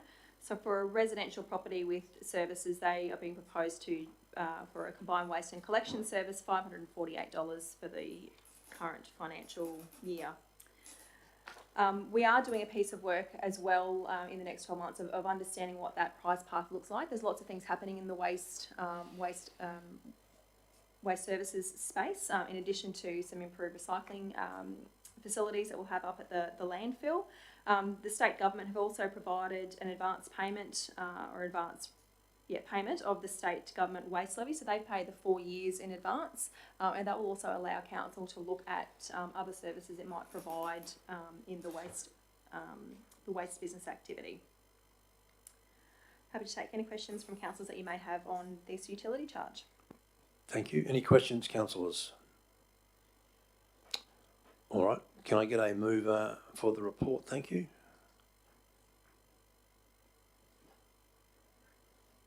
Oh, I'm happy. I'll move it. Can I get a seconder, please? Councillor Watson. All right. Thank you. All right. I don't feel the need to speak to this. Does anyone wish to speak against? Councillor Hutton. Thank you, Mr. Mayor. I'd firstly like to note the efforts of the staff in this team of council. They are driving an agenda for a more sustainable future for Livingstone, and I really do appreciate it. In addressing the waste management utility charges, we are witnessing the complete subsidisation of this service by the urban population. Our urban population pays the waste collection and recycling charges. However, this isn't a fee for a service, but a levy which carries the burden of covering both the cost of waste and recycling services to their doorstep and the cost of running and operating our waste facilities, even in communities where the charge isn't paid. While I readily accept that some level of subsidisation should exist, the complete subsidisation is something that I believe that we could have worked on more and done something about. I also acknowledge that we do subsidise the cost of waste services to Great Keppel Island because of its remote location, but I don't believe that the volume of subsidisation across the Shire that we see in this area matches the values of our endorsed revenue policy. Thank you. Anyone speaking for the report? Need some clarification, Mr. Mayor. The speaker was talking about subsidisation. How does that fit in with the not-for-profit organisations and forgiving them for the waste that they bring in? How does that? I'm just not clear. I'm not sure. Like we're talking about the urban areas. The urban areas are paying for this. Yep. If we're looking at cross-subsidisation, like you mentioned Great Keppel Island,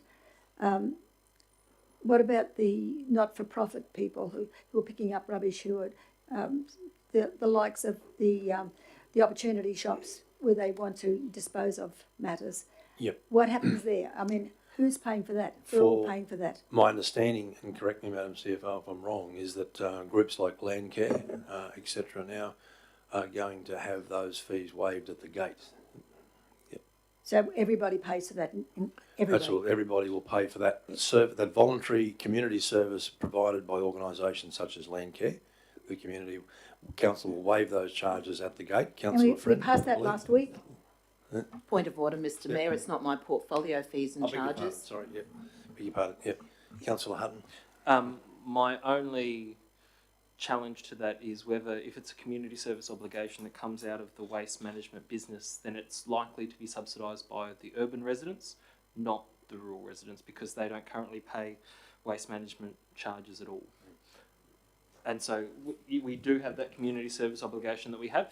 If, however, the waste management business is not 100% self-funded, which may be the case, and particularly for capital, is not the case, and that's when the general rates are used to provide some level of subsidy.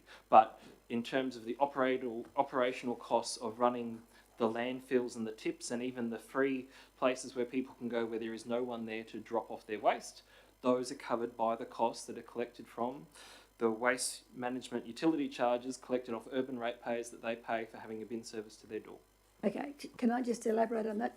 Yeah, For further clarification, on page 68 of the budget, the natural environment separate charge.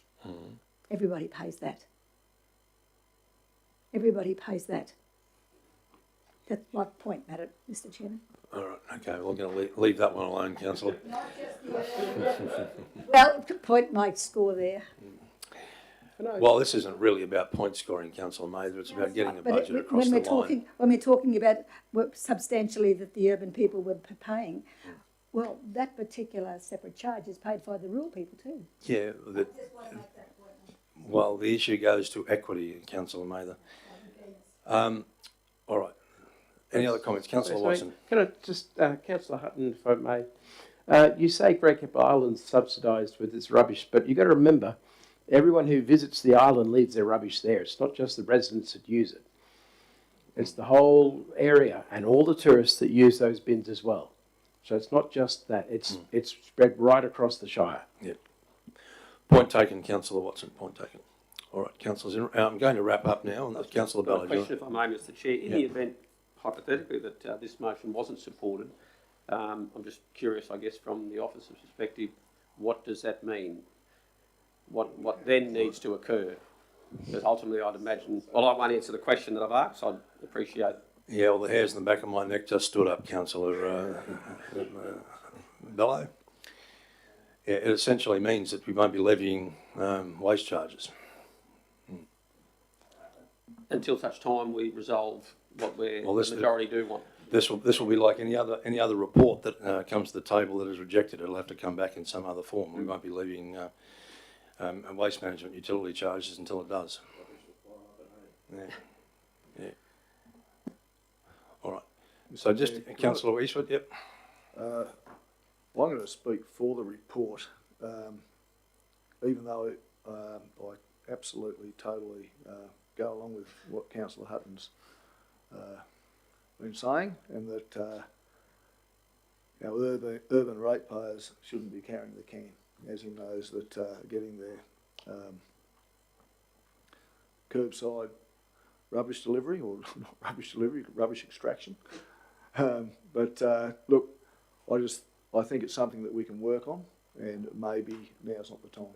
But it's something certainly we can work on into the future and into next year's budget. Thank you. Any other comments, councillors? Yes, Mr Chair, I'll be supporting it, but along the lines, I guess, of Councillor Eastwood, there's been significant change in this budget. At almost every corner, we've needed to think differently and think strategically. Because of a number of different changes out there, whether it be the inflation or which has been felt right across the board, property valuations, and I'm not scared or reluctant or adverse to change. But at this point in time, I think the changes we've introduced have been huge steps for this council to take.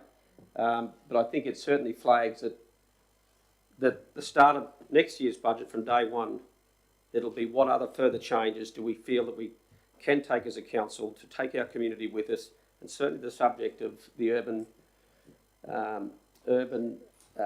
contributors to this it's a much bigger conversation point which we need to have with our rural community, on the basis that we often hear that they don't get anything for their rates. But the devil's in the detail. Like, the information is vital to be able to help them understand, well, actually, that's not completely true, guys. You choose to live out of town. The urban people choose to live where they live. They're actually paying a significant portion to subsidise your waste. So the more information we have, the better that we can have that conversation with the community. And I look forward to next year's budget, where perhaps that may be a change that we are prepared to make even further than what we have this year. So in some ways, I'm apologising to the urban community that we didn't make that change this year, and I accept that, but I believe next year will be a great time to start that conversation. Thank you. Thank you, Councillor Allen. Councillor Friend. Thank you, Mr Mayor. I'd just like to flag for future discussions in relation to an education officer. Our fees for waste collection are increasing every year, and yet we're not reducing, reusing and recycling as much as we can. With the onset of the recovery centre at the landfill, we'll find that hopefully our waste will reduce by 25% per annum. However, an education officer will certainly help us in this endeavour, and I'd like to flag that for future discussions. Thank you. Any other comments, councillors? All right, well, I'm going to wrap up now myself. Look, I supported this, knowing full well that that cross-subsidisation between the rural and the urban communities, or the urban and the rural communities, exists. All councillors, I think, have raised the issue that this is something for further consideration and something that we will obviously deliberate on within the next 12 months as part of the forthcoming budget. And I think that's absolutely appropriate. But the fact that we haven't been able to deal with it this year is in light of, as other councillors have also said, we have had significant inflationary pressures. We have significant issues coming across our table all the time, and we just simply haven't had an opportunity to deal with it effectively in this period of time. Now, it's not something, councillors, as you all know, that we can do like that. It requires an enormous amount of consultation with our communities. And so that needs to start as soon as possible, and no doubt will. And it will be something that through our offices and through our own networks, we will commence. But it is not a reason in my mind not to support bringing in the charges that we're proposing now. So ultimately, I think, it is something we need to work on, that inequity. But look, I think in lots of ways, to play kudos to our rural community members, they are pretty smart with how they deal with their waste as well. They are pretty smart, probably more so than our urban communities, who are used to being able to take rubbish out and putting it in a bin, whether it's a recycle bin or a red lid bin. I'll get that right. But ultimately, yes, this is something we need to work on over the 12 months, but I am certainly not prepared not to support this because of that. All right, we've got a move from myself, second to Councillor Watson. All in favour? 1, 2, 3, 4, carried. Can I have our hands again? 1, 2, 3, 4, 5. Against? Motion is carried. Thank you.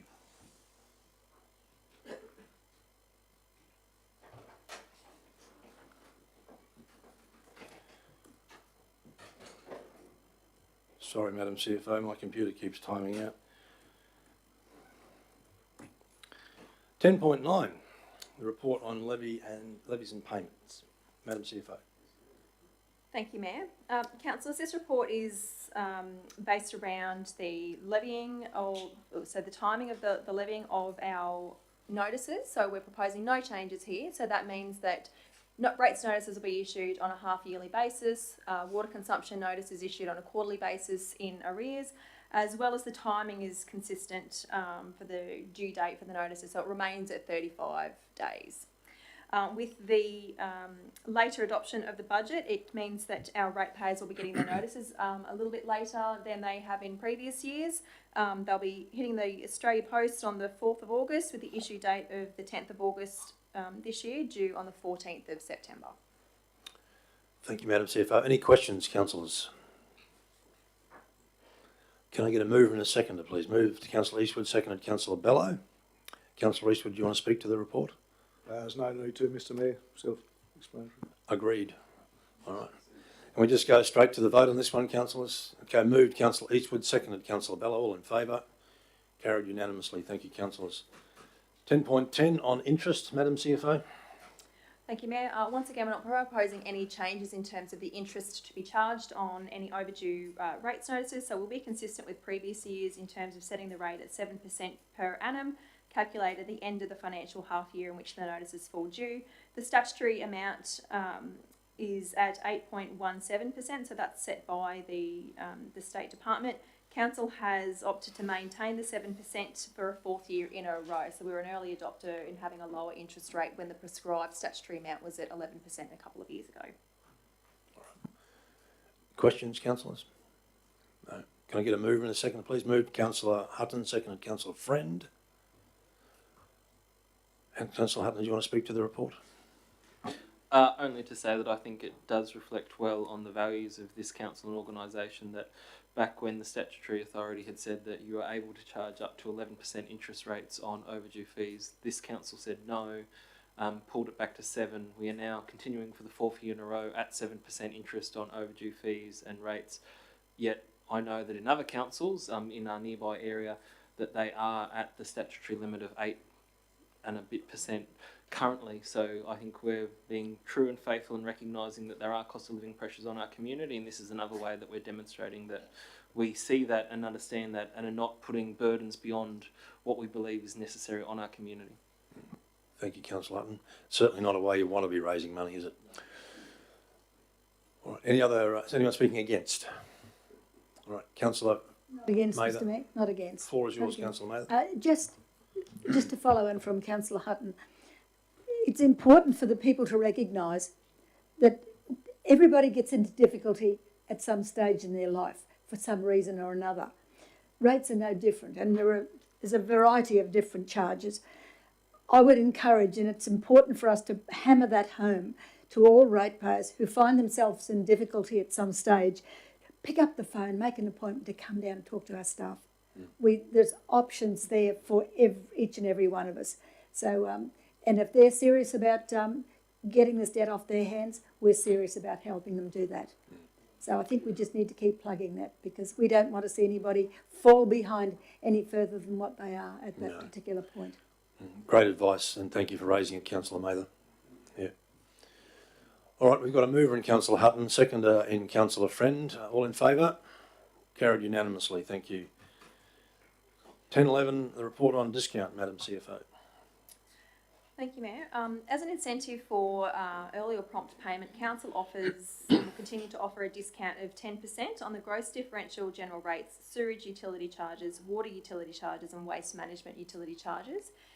Discount does not apply on water consumption charges, the emergency services levy, special and separate charges, and does require that the payment is made in full of the outstanding rates and charges levied by the due date on the rates notice. So once again, it's no change to previous years on this one. All right, questions? All right, move Councillor Eastwood, seconded Councillor Friend. Thank you. Councillor Eastwood, do you want to speak to the report? Just very briefly, Mr Mayor, look, we've got a great discount. It's a fantastic incentive and it should never be removed. Anyone speaking against? No, it'd be a brave councillor, wouldn't it? Councillor Friend, did you want to speak to the report? Only to agree with Councillor Eastwood. The community not only appreciate this discount, they rely on it with their annual budget as well. And because we as a council are one of a handful of councils that still give the waste vouchers out to the community, along with this discount, it's something for us to be very proud of. Thank you. Thank you. Councillor Hutton. Yeah, just wanted to add to that, that in a time when councils are seeking opportunities to find easy wins, the removal of the discount is something that's been quite prevalent among other councils elsewhere. And I think I'm proud to say that in Livingstone, you know, it was an easy option, but it also was a hidden cost to our community that we've chosen to maintain that discount at the same rate. We're not changing the terms or the conditions. It's the same as it has been. It encourages early payment. It allows us to make sure that we've got cash in the bank early in the year, which helps us with our liquidity and planning out for the year. So I commend it to the table. All right, councillors, can we wrap up on this one? We've got a mover, Councillor Eastwood, seconded Councillor Friend. All in favour? Carried unanimously. Thank you. 10.12, rating rebates and concessions, Madam CFO. Thank you, Mayor. So Council offers a number of different ways to provide rate relief through rebates and concessions. So the larger one is those that are government approved pensioners. So Council will maintain offering a 20% remission to a maximum of $300 on that one. Council does offer a comparatively high pensioner rebate as noted in the body of the report. We do also offer rebates for not-for-profit charitable organisations, nature refuge agreements and permits to occupy. So altogether the value of applying these rebates and concessions is just over $900,000. Questions, councillors? All right, happy to move. Councillor Hutton, thank you. Seconded Councillor Watson. Councillor Hutton, do you want to speak to the report? Yes, thank you, Mr Mayor. This is a significant policy and speaks to how our community and council meets its social obligations and how it's reflected back through our annual budget. This policy means that 2,483 eligible pensioners will receive a remission of up to 20% of all rates levied in respect of the property in which they own and reside. The cost of this rebate is substantial and will be some $617,000 to our community this financial year. Yet, it reflects our commitment to promoting the capacity for our residents to age in place and serves to relieve some of the cost of living pressures felt by those least able in our community. It's worthy to note that in the 8 years that since Livingstone was reformed and that I've served on council, that this rebate has been extended by $100. So back when we were first elected in 2014, it was at $200. We're now up to a $300 rebate. I think it's something that all councillors from the previous Livingstone councils, as well as this current term, should be very proud of. Yet when we reflect that in the last 20 years, the Queensland Palaszczuk government pensioner rebate has remained stagnant at $200, 20 years, and seen no CPI difference to the rebate that's provided to pensioners from the state government. It can't be argued that the state government's unaware of this. Livingstone has advocated strongly for growth to the state rebate at numerous local government conferences, has had the support of our colleagues at local government level, yet it's not to be and there's no change made. This financial year also sees not-for-profit groups and charitable organisations not pay $161,000 worth of charges to council. This reflects both the limited financial capacity of these groups, but the importance that we place on the work they do in our community. Further, some 1,086 hectares of land will continue to be protected by nature refuge agreements, whereby a concession is provided to recognise the contribution that these private landholders are making to the overall amenity and the continuation of green corridors, wildlife pathways, etc. across our shire. Each of these initiatives is about fulfilling the social obligations of our council and community to the community, and I commend it to the table. Thank you, Councillor Hutton. Is anyone speaking against? Would anyone like to speak for? Councillor Mather? I don't disagree with the motion, Mr. Mayor. What I think we need to do is to put this on the list for the LGAQ conference to get the state government to lift its game in relation to the pension rebate statewide. Just add that to the next budget discussion. You never give up. Yeah, indeed. All right. Councillor Watson. I'm just thinking about how often people come to food relief to stretch their pension, and this is another great way to help them do that. Indeed. Yeah, councillors, I'm particularly proud of this report too, and the work we've done here to maintain the higher than the state rebate. I think it probably doesn't, for a lot of pensioners, it doesn't go far enough. But I think for us as an organisation, we are at least attempting to provide some sort of relief, because in my personal view, our pensioners are some of the most financially disadvantaged members of our community, and having worked their whole life and paid taxes their whole life to receive some of the level of pensions that some of these people are receiving, my personal view is that it should be more, quite frankly. Mr. Mayor. Councillor Eastwood? Yeah, look, I'd agree with all the comments, Mr. Mayor.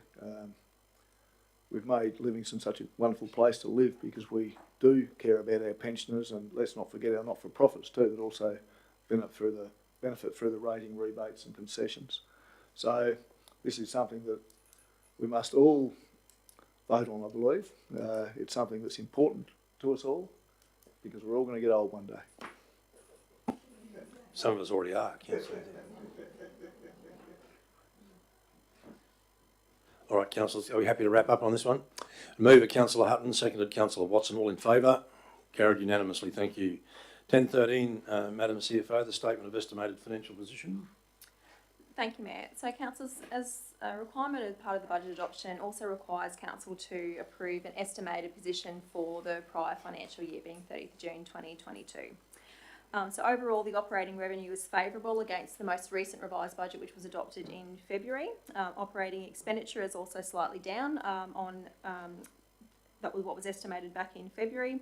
Our cash position has improved. Our total borrowings, there's no change there, and it's pleasing to report that our total borrowings will be under $60 million. And our capital expenditure was likely to end up at around $32 million for the prior financial year.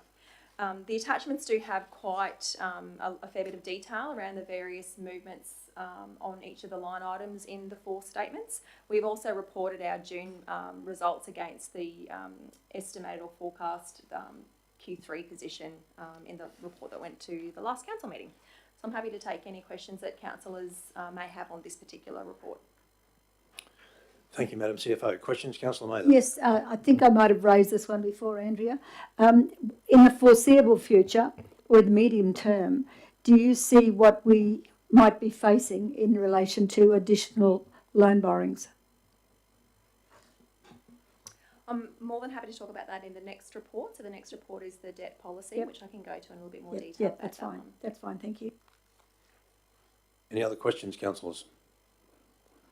Right. Can I get a mover and a seconder, please? Councillor Bello, I'd like to move this one. Thank you. Seconded, Councillor Mather. Thank you. Councillor Bello, do you want to speak to the report? Well, only just to say that it's encouraging to get to the end of the year, and whilst we're not perfect, there is some underspending our capital expenditure there, but it's an area that we are increasingly focusing on, endeavouring to deliver for that community, a greater percentage spend of that capital, and I certainly hope that next year we're, God willing, we'll be sitting here and saying, well, we've achieved better in that sector there. But otherwise, it's encouraging to see the end of the year's results, and are grateful for the work that's been put in by the financial team, and indeed all of the council team that have delivered from the start of the year to the end of the year. And we're grateful for the partnership that we have as the elected body with the operational arm of the council. So I think it's a good outcome. Thank you. Thank you, Councillor Bello. Anyone speaking against? Councillor Friend speaking for? I am speaking for this, Mr Mayor, and I'd also like to thank the Financial Department of Council, each and every employee. And I think it should be noted that this council is fiscally responsible to reduce debt, and we have reduced debt. In 2018-19, debt was approximately $80.5 million, and we have reduced it to $59 million. And we're very, very proud of that. So thank you to all. Thank you, Councillor Friend, and no doubt that'll be highlighted in the next report as well. Anyone else wish to speak to the report before we go to the vote? Councillor Mather? Just very briefly, Mr Mayor. We've been able to get to this point in our financial position because of the discipline, not only from the table, but also with the help of the staff, because we need them as much as they need us. Now, we have had many challenges, none any more so than the weather. The weather's been on our plate as well. And while we are planning ahead, we don't plan for rain events. And our roads situation at the moment in the urban and the rural sector, they're not in a very good state. We're working through that methodically, and it's going to be very costly, and that will impact on the money that we do have left over. So all I can say is that we are very responsible in where we're spending our money, because they're the needs, not the wants, not the pretty things. I hope there's not too many pretty things out there, because we are intending to make sure that this council goes along responsibly. Thank you, Mr Mayor. Thank you, Councillor Mather. All right, councillors. Councillor Bello, do you want to wrap up at all? Yeah, okay. No, thank you, Mr Chair. All right. So we've got a mover, Councillor Bello, seconded Councillor Mather. All in favour? Carried unanimously. Thank you. 10:14, Madam CFO, the debt policy. Thank you, Mayor. Councillors, we're not proposing to require any borrowings for the 22-23 financial year. In fact, Council's debt will continue to reduce by $5.5 million, bringing it down to $54.4 million. However, over the forecast 10-year period, which this policy must include, we are proposing that there is consideration given to increase borrowings to $21.1 million, particularly for some waste capital projects and sewer capital projects. So those are detailed within the body of the report. So those borrowings will proposed to commence in 23-24 and out over to the 25-26 financial year. In spite of that, it is pleasing to note that even at the highest peak, which will be in 25-26, that the total value of those borrowings will still be lower than in any year previous to the current financial year in borrowings. So that was pleasing to report. I'm happy to take any questions from the councillors that you may have on this particular policy. So essentially, we'll still be paying off more than we're borrowing. Excellent. All right. Any questions, councillors? All right. Can I get a mover and a second, please? Move Councillor Friend, seconded Councillor Hutton. Councillor Friend, do you want to speak to the report? Thank you, Mr. Mayor. All I'd like to say is that it's encouraging to see that we're going to be reducing again $5.5 million. In future years, we understand that there will be a new cell needed at the landfill, and that it's important that we do spend the money on our failing infrastructure and an aged infrastructure around our shire. We do love the beautiful things here in Livingstone, and we have a great tourist destination to come to for all those, as Councillor Mather said previously, pretty things. But if we do not spend the money on our critical infrastructure, I mean, none of the pretty things would matter if people cannot flush their toilet. So I'm in favour of this. Thank you. Thank you, Councillor Friend. We'll open the floor. Any other councillor want to speak before we go to the vote? Councillor Mr. Mayor, thank you. I don't see debt as a problem, as long as debt is channeled in the right direction, whether it's household or whether it's council. If it's for infrastructure that is going to bring more people here and secure our services at the moment, we need people, but we need to make sure that our infrastructure is in place. And if that means borrowing until such time as the people will come, then it's not a problem as long as we can handle it. I think people are afraid of debt because they're not sure what the future is going to bring. And councils are no different. There are changes happening all the time. There are influences on local government that we are not in control of. But we try to weather the water best we can. But at the same time, we must not be afraid to take on debt if it's going to mean growth, if it's going to mean security, if it's going to mean increase in people, population, to come here and enjoy what we already have. It's because we've been responsible. We take 2 steps forward, 1 step back. But overall, we're winning the war, and we will continue to do that. Thank you. Thank you. Councillor Hutton. I rather liked that. Winning the war on debt. Sounds like something that our colleagues at other levels of government could take on board as well.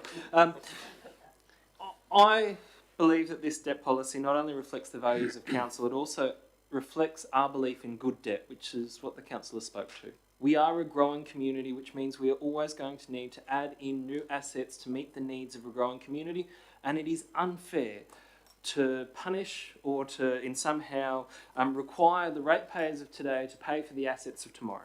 So I believe in intergenerational equity. I believe that when you have a long-term asset that's going to serve a growing community over a long term, it is only right that those future generations of ratepayers contribute to that. That's good debt. Good debt is that we take loan borrowings for capital work projects that can't be funded by revenue, and that we're not borrowing money so that we can run the everyday operational expenses of this business. Livingstone doesn't do that. Livingstone hasn't done that and will continue not to do that. These values about good debt are really important in setting the vision for our Shire. This policy sets out how we plan on doing that into the future, and you'll see that reflected in the debt policy and in the way that this council takes on its fiduciary responsibilities, not only this year but every year of this term. Thank you, Councillor Hutton. Councillor Friend, did you want to wrap up at all? No, thank you, Mr. Mayor. All right. Anyone else want to speak? We'll go to the vote. Moved Councillor Friend, seconded Councillor Hutton. All in favour? Carried unanimously. Thank you, councillors. 10:15, significant and other businesses, Madam CFO. Thank you, Mayor. This particular report is around identifying those activities of council which would be more commercial in nature than other activities of council. So we've got a list there of water and sewer operations, waste operations, building certification, caravan parks, car parking, car wash operations and cemetery operations. So this essentially means that we need to make sure that council isn't getting an advantage over other competitors who also operate within these same fields just because we are simply a local government. So we need to take that into consideration for our pricing. The legislation also identifies that our water and sewer operations are deemed to be a significant business activity of council. So that also has some obligations in terms of full cost pricing. So making sure that all of the costs of operating, maintaining, capital, debt servicing are paid for by the users of those particular services. Our waste operations and our building certification are both considered to be prescribed business activities, all for different reasons. So building certification is specifically mentioned for Livingstone Shire Council because there are private certifiers that can also provide a similar service within our Shire. Waste operations are a prescribed business activity because their operational expenditure exceeds the threshold as noted within the legislation.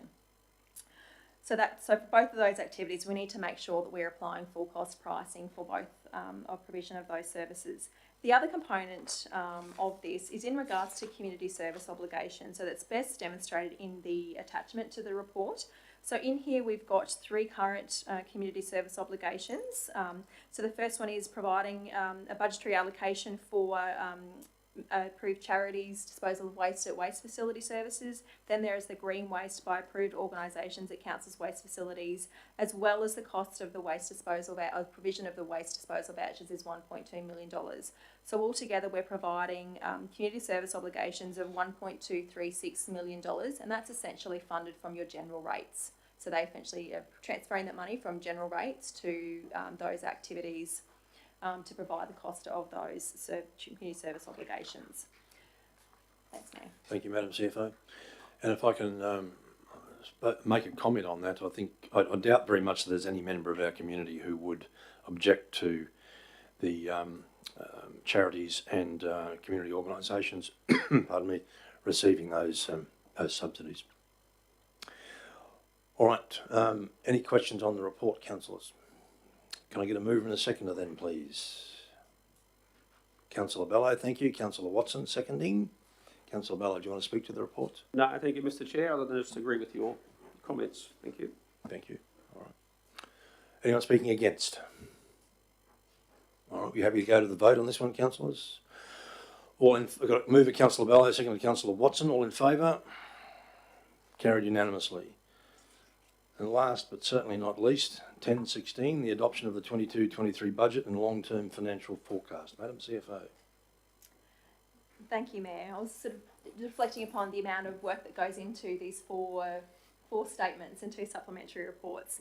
So all of the decisions that have been made previous to this particular one are reflected in these budget statements. So our budget is not only for the financial year of 22-23, it's also in detail for the subsequent 2 financial years, but we also have to go out over a 10-year forecast period. So in this report, we have our statement of financial position, which people might also know as the balance sheet. We have our statement of cash flows, our statement of income and expenditure, which is also known as a profit and loss statement, our statement of changes in equity. We also include within those statements the long-term financial forecast, so you can see at a glance what a particular line item would be out over a 10-year period. We also have to report against 3 measures of financial sustainability, so our operating surplus ratio, our net financial liability ratio, and our asset sustainability ratio. We also have to provide some information around the percentage of change in rates and utility charges.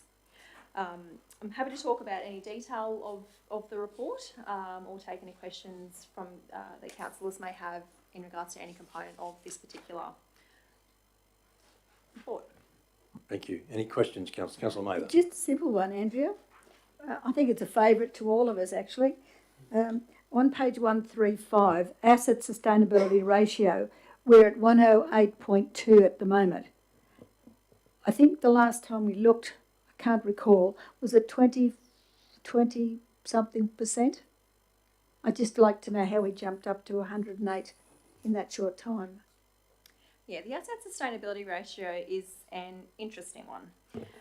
It looks at the level of capital expenditure on renewing our existing assets. So what we're spending on our existing assets to bring it up to our agreed upon level of service, divided by the accounting determination of depreciation expense. So there's some proposals to change the various sustainability ratios in this space. So why this one is so high, in previous years we haven't necessarily met the target, is we have some larger capital expenditure items, predominantly the Stanage Bay Road upgrade, which is predominantly a renewal project that will increase this particular ratio to be exceeding the threshold. So it was a similar story in the 21-22 adopted budget where it was quite high. Over 100% again because of that one significant project. So does that mean that the Stanage Bay Road wasn't taken into consideration during the year, but it can be added into that in the last budget? I just need to understand that. Like it wasn't, it's gone from, what was it last month? Yeah, it was quite low Yes, last month. That's what I'm thinking. if Stanage Bay Road has brought it up to 108, were we not taking it into consideration during the year? Yes, it was. Yep. Yeah. It was. It just means that the components that were the renewal will more than likely be the components that they're delivering in the 22-23 financial year. Okay, thank you. Okay. Any other questions, councillors? All right, Councillor Mather, your light's still on, sorry. All right, I'm happy to move this, councillors. Can I get a seconder, please? Councillor Eastwood, thank you. All right, I'm just going to make a couple of comments around this for members of our community and viewing it on live stream. Today, councillors, we're adopting a $144 million budget, which leverages, I believe, strong local economic growth, but it's also mindful of the sharp increases in the cost of living. And as you know, through our various budget deliberation workshops, we have been very mindful of that. Despite the extremely challenging economic environments, with the soaring increases in CPI, and as I said previously, Brisbane is currently sitting at 6, and nationally it's 5.1, and all households are bearing the brunt of that. All households are experiencing heightened increases in the price of groceries, in the price of power, in the price of fuel, certainly. So costs right across the board are generally going up. This council takes no joy in increasing rates by 4.11%. But it is, I believe, an outcome that we can live with in the sense that it is below CPI.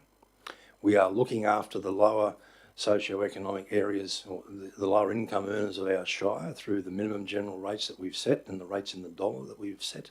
We are looking after our pensioners and continuing to do that. So despite the fact that it's gone up and some elements of our community won't be happy with that, I understand it, I get it. Personally, my property valuation has almost doubled, and that's going to obviously hit my hip pocket. But it is just something that I accept as part of living within Livingstone, where I love to live. In addition to those massive cost increases, we've been dealt the blow of the land valuations, councillors. And as we have all discussed previously, they have gone up significantly. In some areas, on average, 30%, and in the rural area, 60%. And as I indicated previously, those are not insignificant increases. They are very difficult to deal with. We could have just simply passed that on and said, okay, that's what it is. But we didn't. And, whereas this isn't an exercise where we should be patting ourselves on the back, it is something I think that needs to be pointed out. In delivering a budget like this and keeping the rate increase at 4.11, it's been the result of some very long deliberations and some very hard decisions. We've maintained the 10% discount, councillors, and we are delivering a $44 million capital works program. Now, $30.5 million of that, if my recollection is correct, Madam CFO, is funded.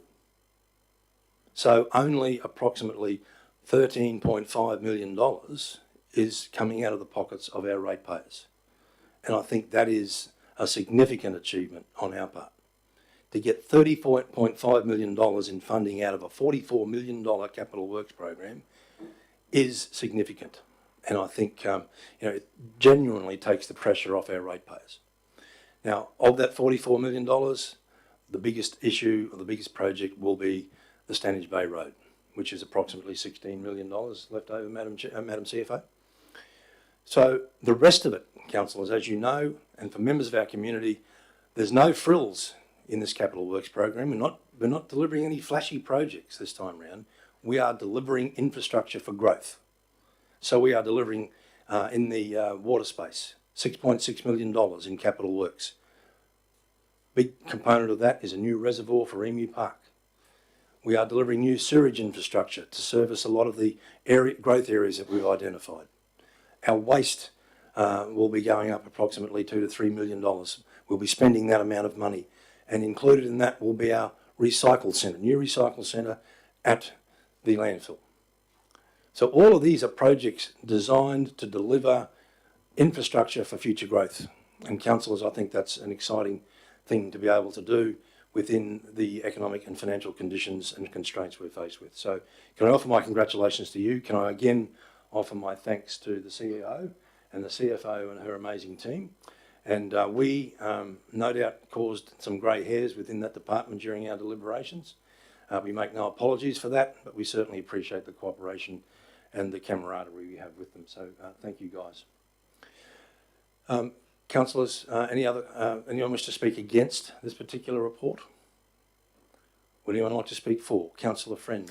Thank you, Mr. Mayor. That was eloquently said and all very true. Although there were some aspects of this particular budget that I did not agree with, I do understand too that it's important that we were fiscally responsible and we are in a small surplus. A small surplus is better than a large deficit. Although it's not bad to have a deficit from time to time, continual deficits are not a good look. But we are trying to do our best by our community to give our community the services that they need. So I thank once again the financial team. Okay, thank you, Councillor Friend. Councillors, I'll open the floor. Would anyone else like to make a comment? Councillor Eastwood.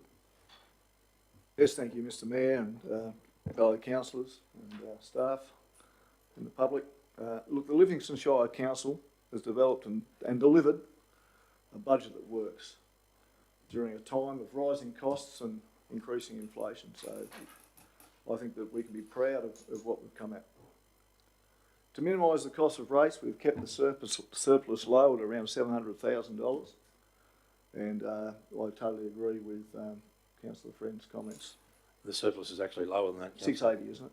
No. 200. 90. 94, Jesus Christ. And we just need one. Destroyed my report. We just need one cost blowout to fix that. Yeah. I've lost my spot now. No. But this means that we've got an average rate increase of only 4.1%, or 11%, which is just an average of $3.37 per week. So I think that's pretty good considering where we are at the moment in relation to inflation and costs. I'm not going to go on about all the capital stuff. The Mayor's covered that, and I think some councillors might cover some of those things. But what I will say is that we're going to continue to provide nearly $1 million in rates and rebates for our pensioners, sporting and not-for-profit organisations, and to offer the 10% discount. And I hope, like I said before, that I hope that's ongoing forever. We'll continue to reduce the council debt and yet keep up an extensive capital program. And I found this interesting. I read that the council spent on average 29% of its total expenditure with the businesses in the Shire. And for the 22 to 23 financial year, that's estimated to be $22 million invested in Shire businesses.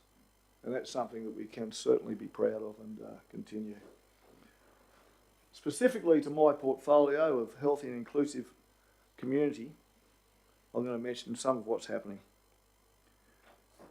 Community partnerships will continue to deliver $2.2 million in services and supports to our community.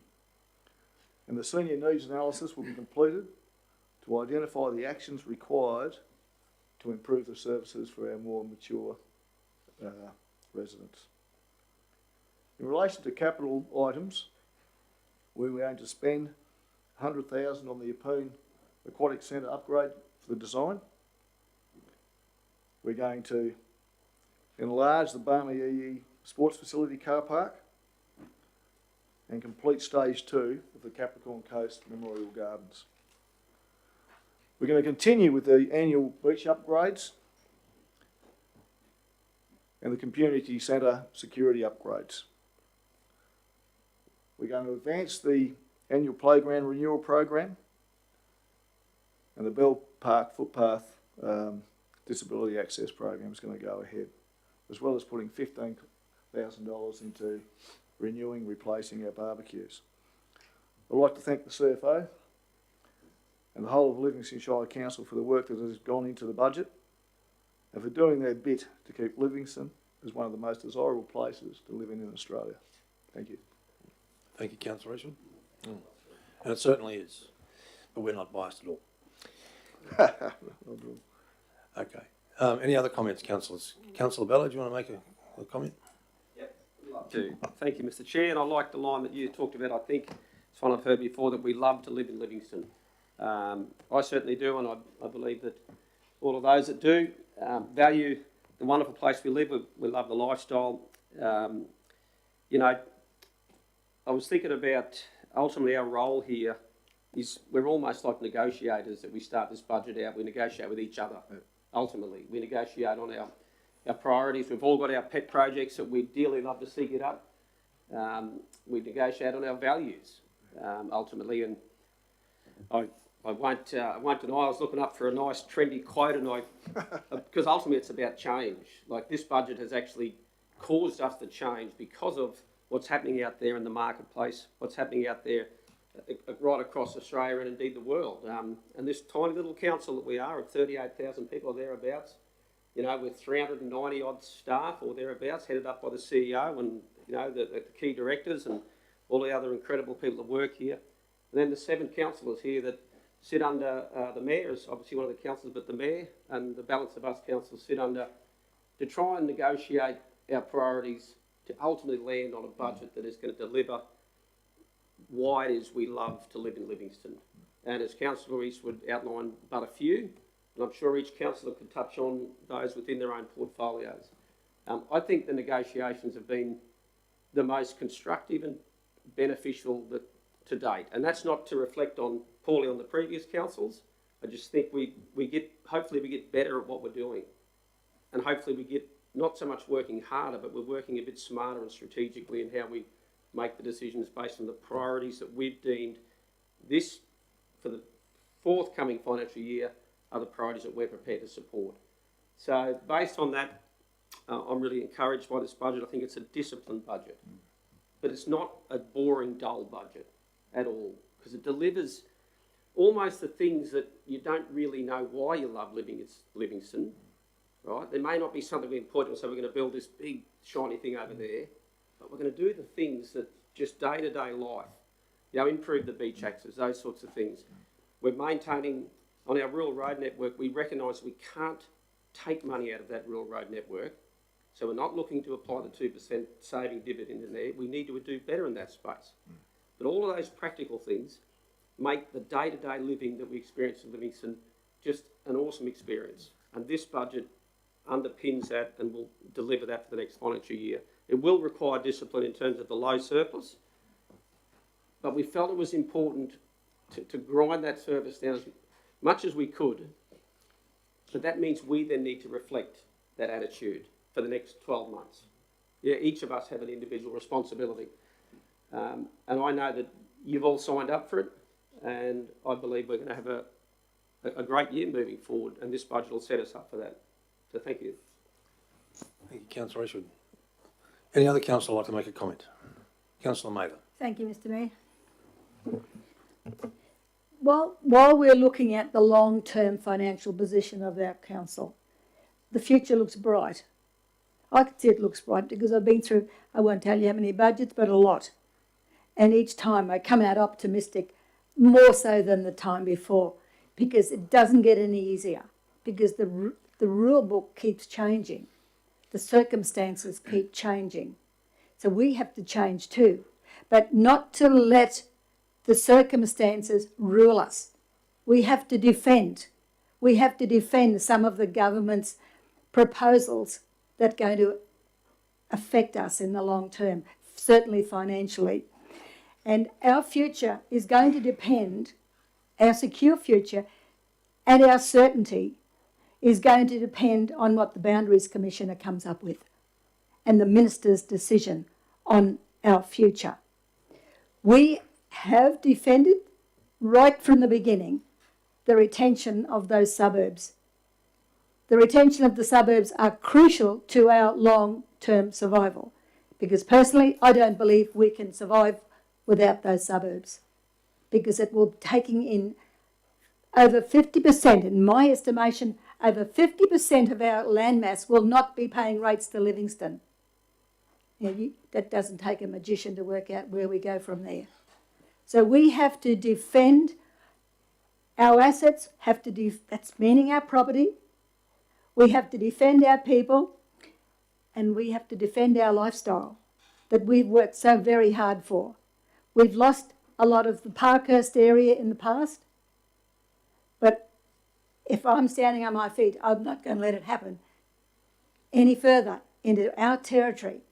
And it's up to each and every one of us to defend our rights, and that is to protect everything that belongs to us. We've worked hard to get this far, and I'm sure it's not going to get any easier in the future. But we've set the blueprint for the future. We have to build on that, and we have to defend. Thanks, Mayor. Again, I don't think anyone around the table will disagree with that. All right. Thank you, Councillor May. I appreciate your passionate comments. Any other councillor like to make some concluding comments before we go to the vote? Councillor Hutton. Thank you very much, Mr. Mayor and councillors. Winston Churchill once said that perfection There's a quote. is the enemy of progress. And when I reflect on the 22-23 budget, there is much progress to be seen. Council has managed to achieve a surplus operating budget yet again.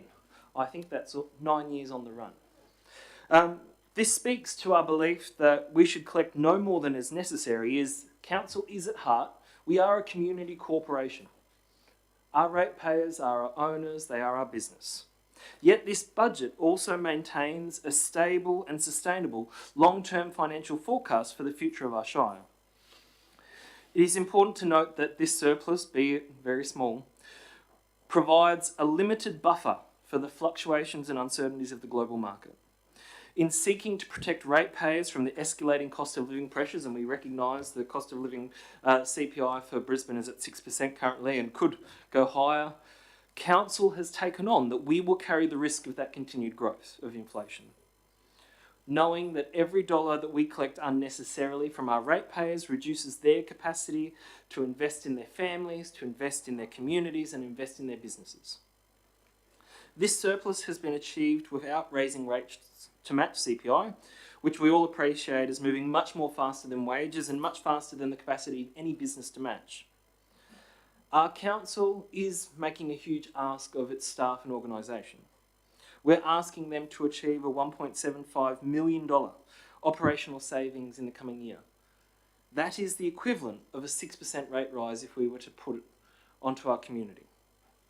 This is a huge ask, and I acknowledge and I thank officers for the work they've already done in teams throughout the organisation to find these savings, yet it gives us note for caution, both as a board of directors but also for our community, that we do have a very experienced staff, yet they have very heavy workloads and will have, even more so than yesterday, a tight operational budget, which leaves very little room and very little capacity to meet changing needs, changing wants, or changing priorities for our community in this coming 12 months. As the Deputy Mayor said, we're going to have to hold ourselves to account and make sure that we hold the course.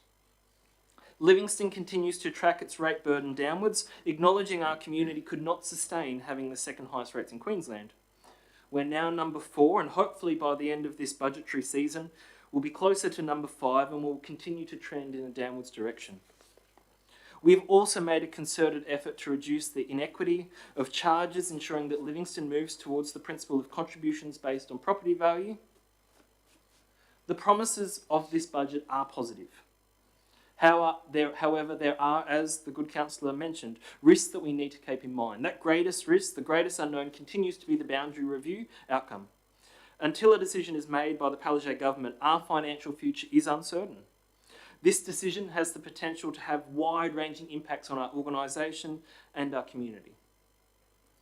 This year's budget has another large capital program and predicts large capital budgets into the future, which are in no small part, as highlighted by the Mayor, funded by the patronage and the support of the federal and state governments. We as a council and as a community, we need to be on notice. These times will end.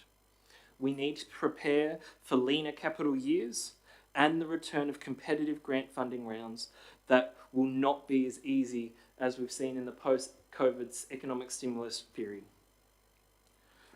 My greatest disappointment in this budget is that the capital program, which underpins so much of the forecast, isn't published in full in the public papers. This isn't unique to Livingstone, it's not required by the legislation, yet in terms of what things we will be doing this year, it has lost line of sight for our community. The works committed by this council in May to the 22-23 budget for Tookers Road / Gravel Pit Road, and were publicly committed to the Rural Fireys and to the community of Coral, are absent from the capital program, yet beyond me saying it here today, how would the community know? Ultimately, as with all budgets, this budget has imperfections, yet it continues to make progress. Our council and our community have not shied away from making tough decisions these past 8 years. We've made tough choices to ensure a stable and secure financial future. And while our capacity to ride the waves of uncertain economic times is limited, I believe that this budget will face the challenges of these times as long as we as councillors and as long as we as an organisation, as long as we as a community hold it together and recognise those limitations. This budget is the result of the collaborations, of the debates, of the decisions that this collective group has had to make over the past months of budget meetings. I thank my fellow councillors, I thank the leadership of the organisation, I thank every member of the staff who has come forward with ideas for improvement, ideas for savings, ideas for where we can do something better. Their involvement in this process has brought us to this point, and it's only together that we're going to be able to drive this continued progress for the next 12 months. Thank you, Councillor Hutton. Any other councillor like to make some concluding remarks? All right, are you happy to go to the vote, councillors? Got a mover and myself, seconder and Councillor Eastwood. All in favour? Carried unanimously. Thank you, councillors. And again, thank you to the members of our community viewing it on live stream. Thank you, councillors, for your attendance at this very significant meeting. Thank you again to our team. Thank you again to the media for sticking with us. And Mr. CEO, we conclude the proceedings. Thank you very much. Have a great day.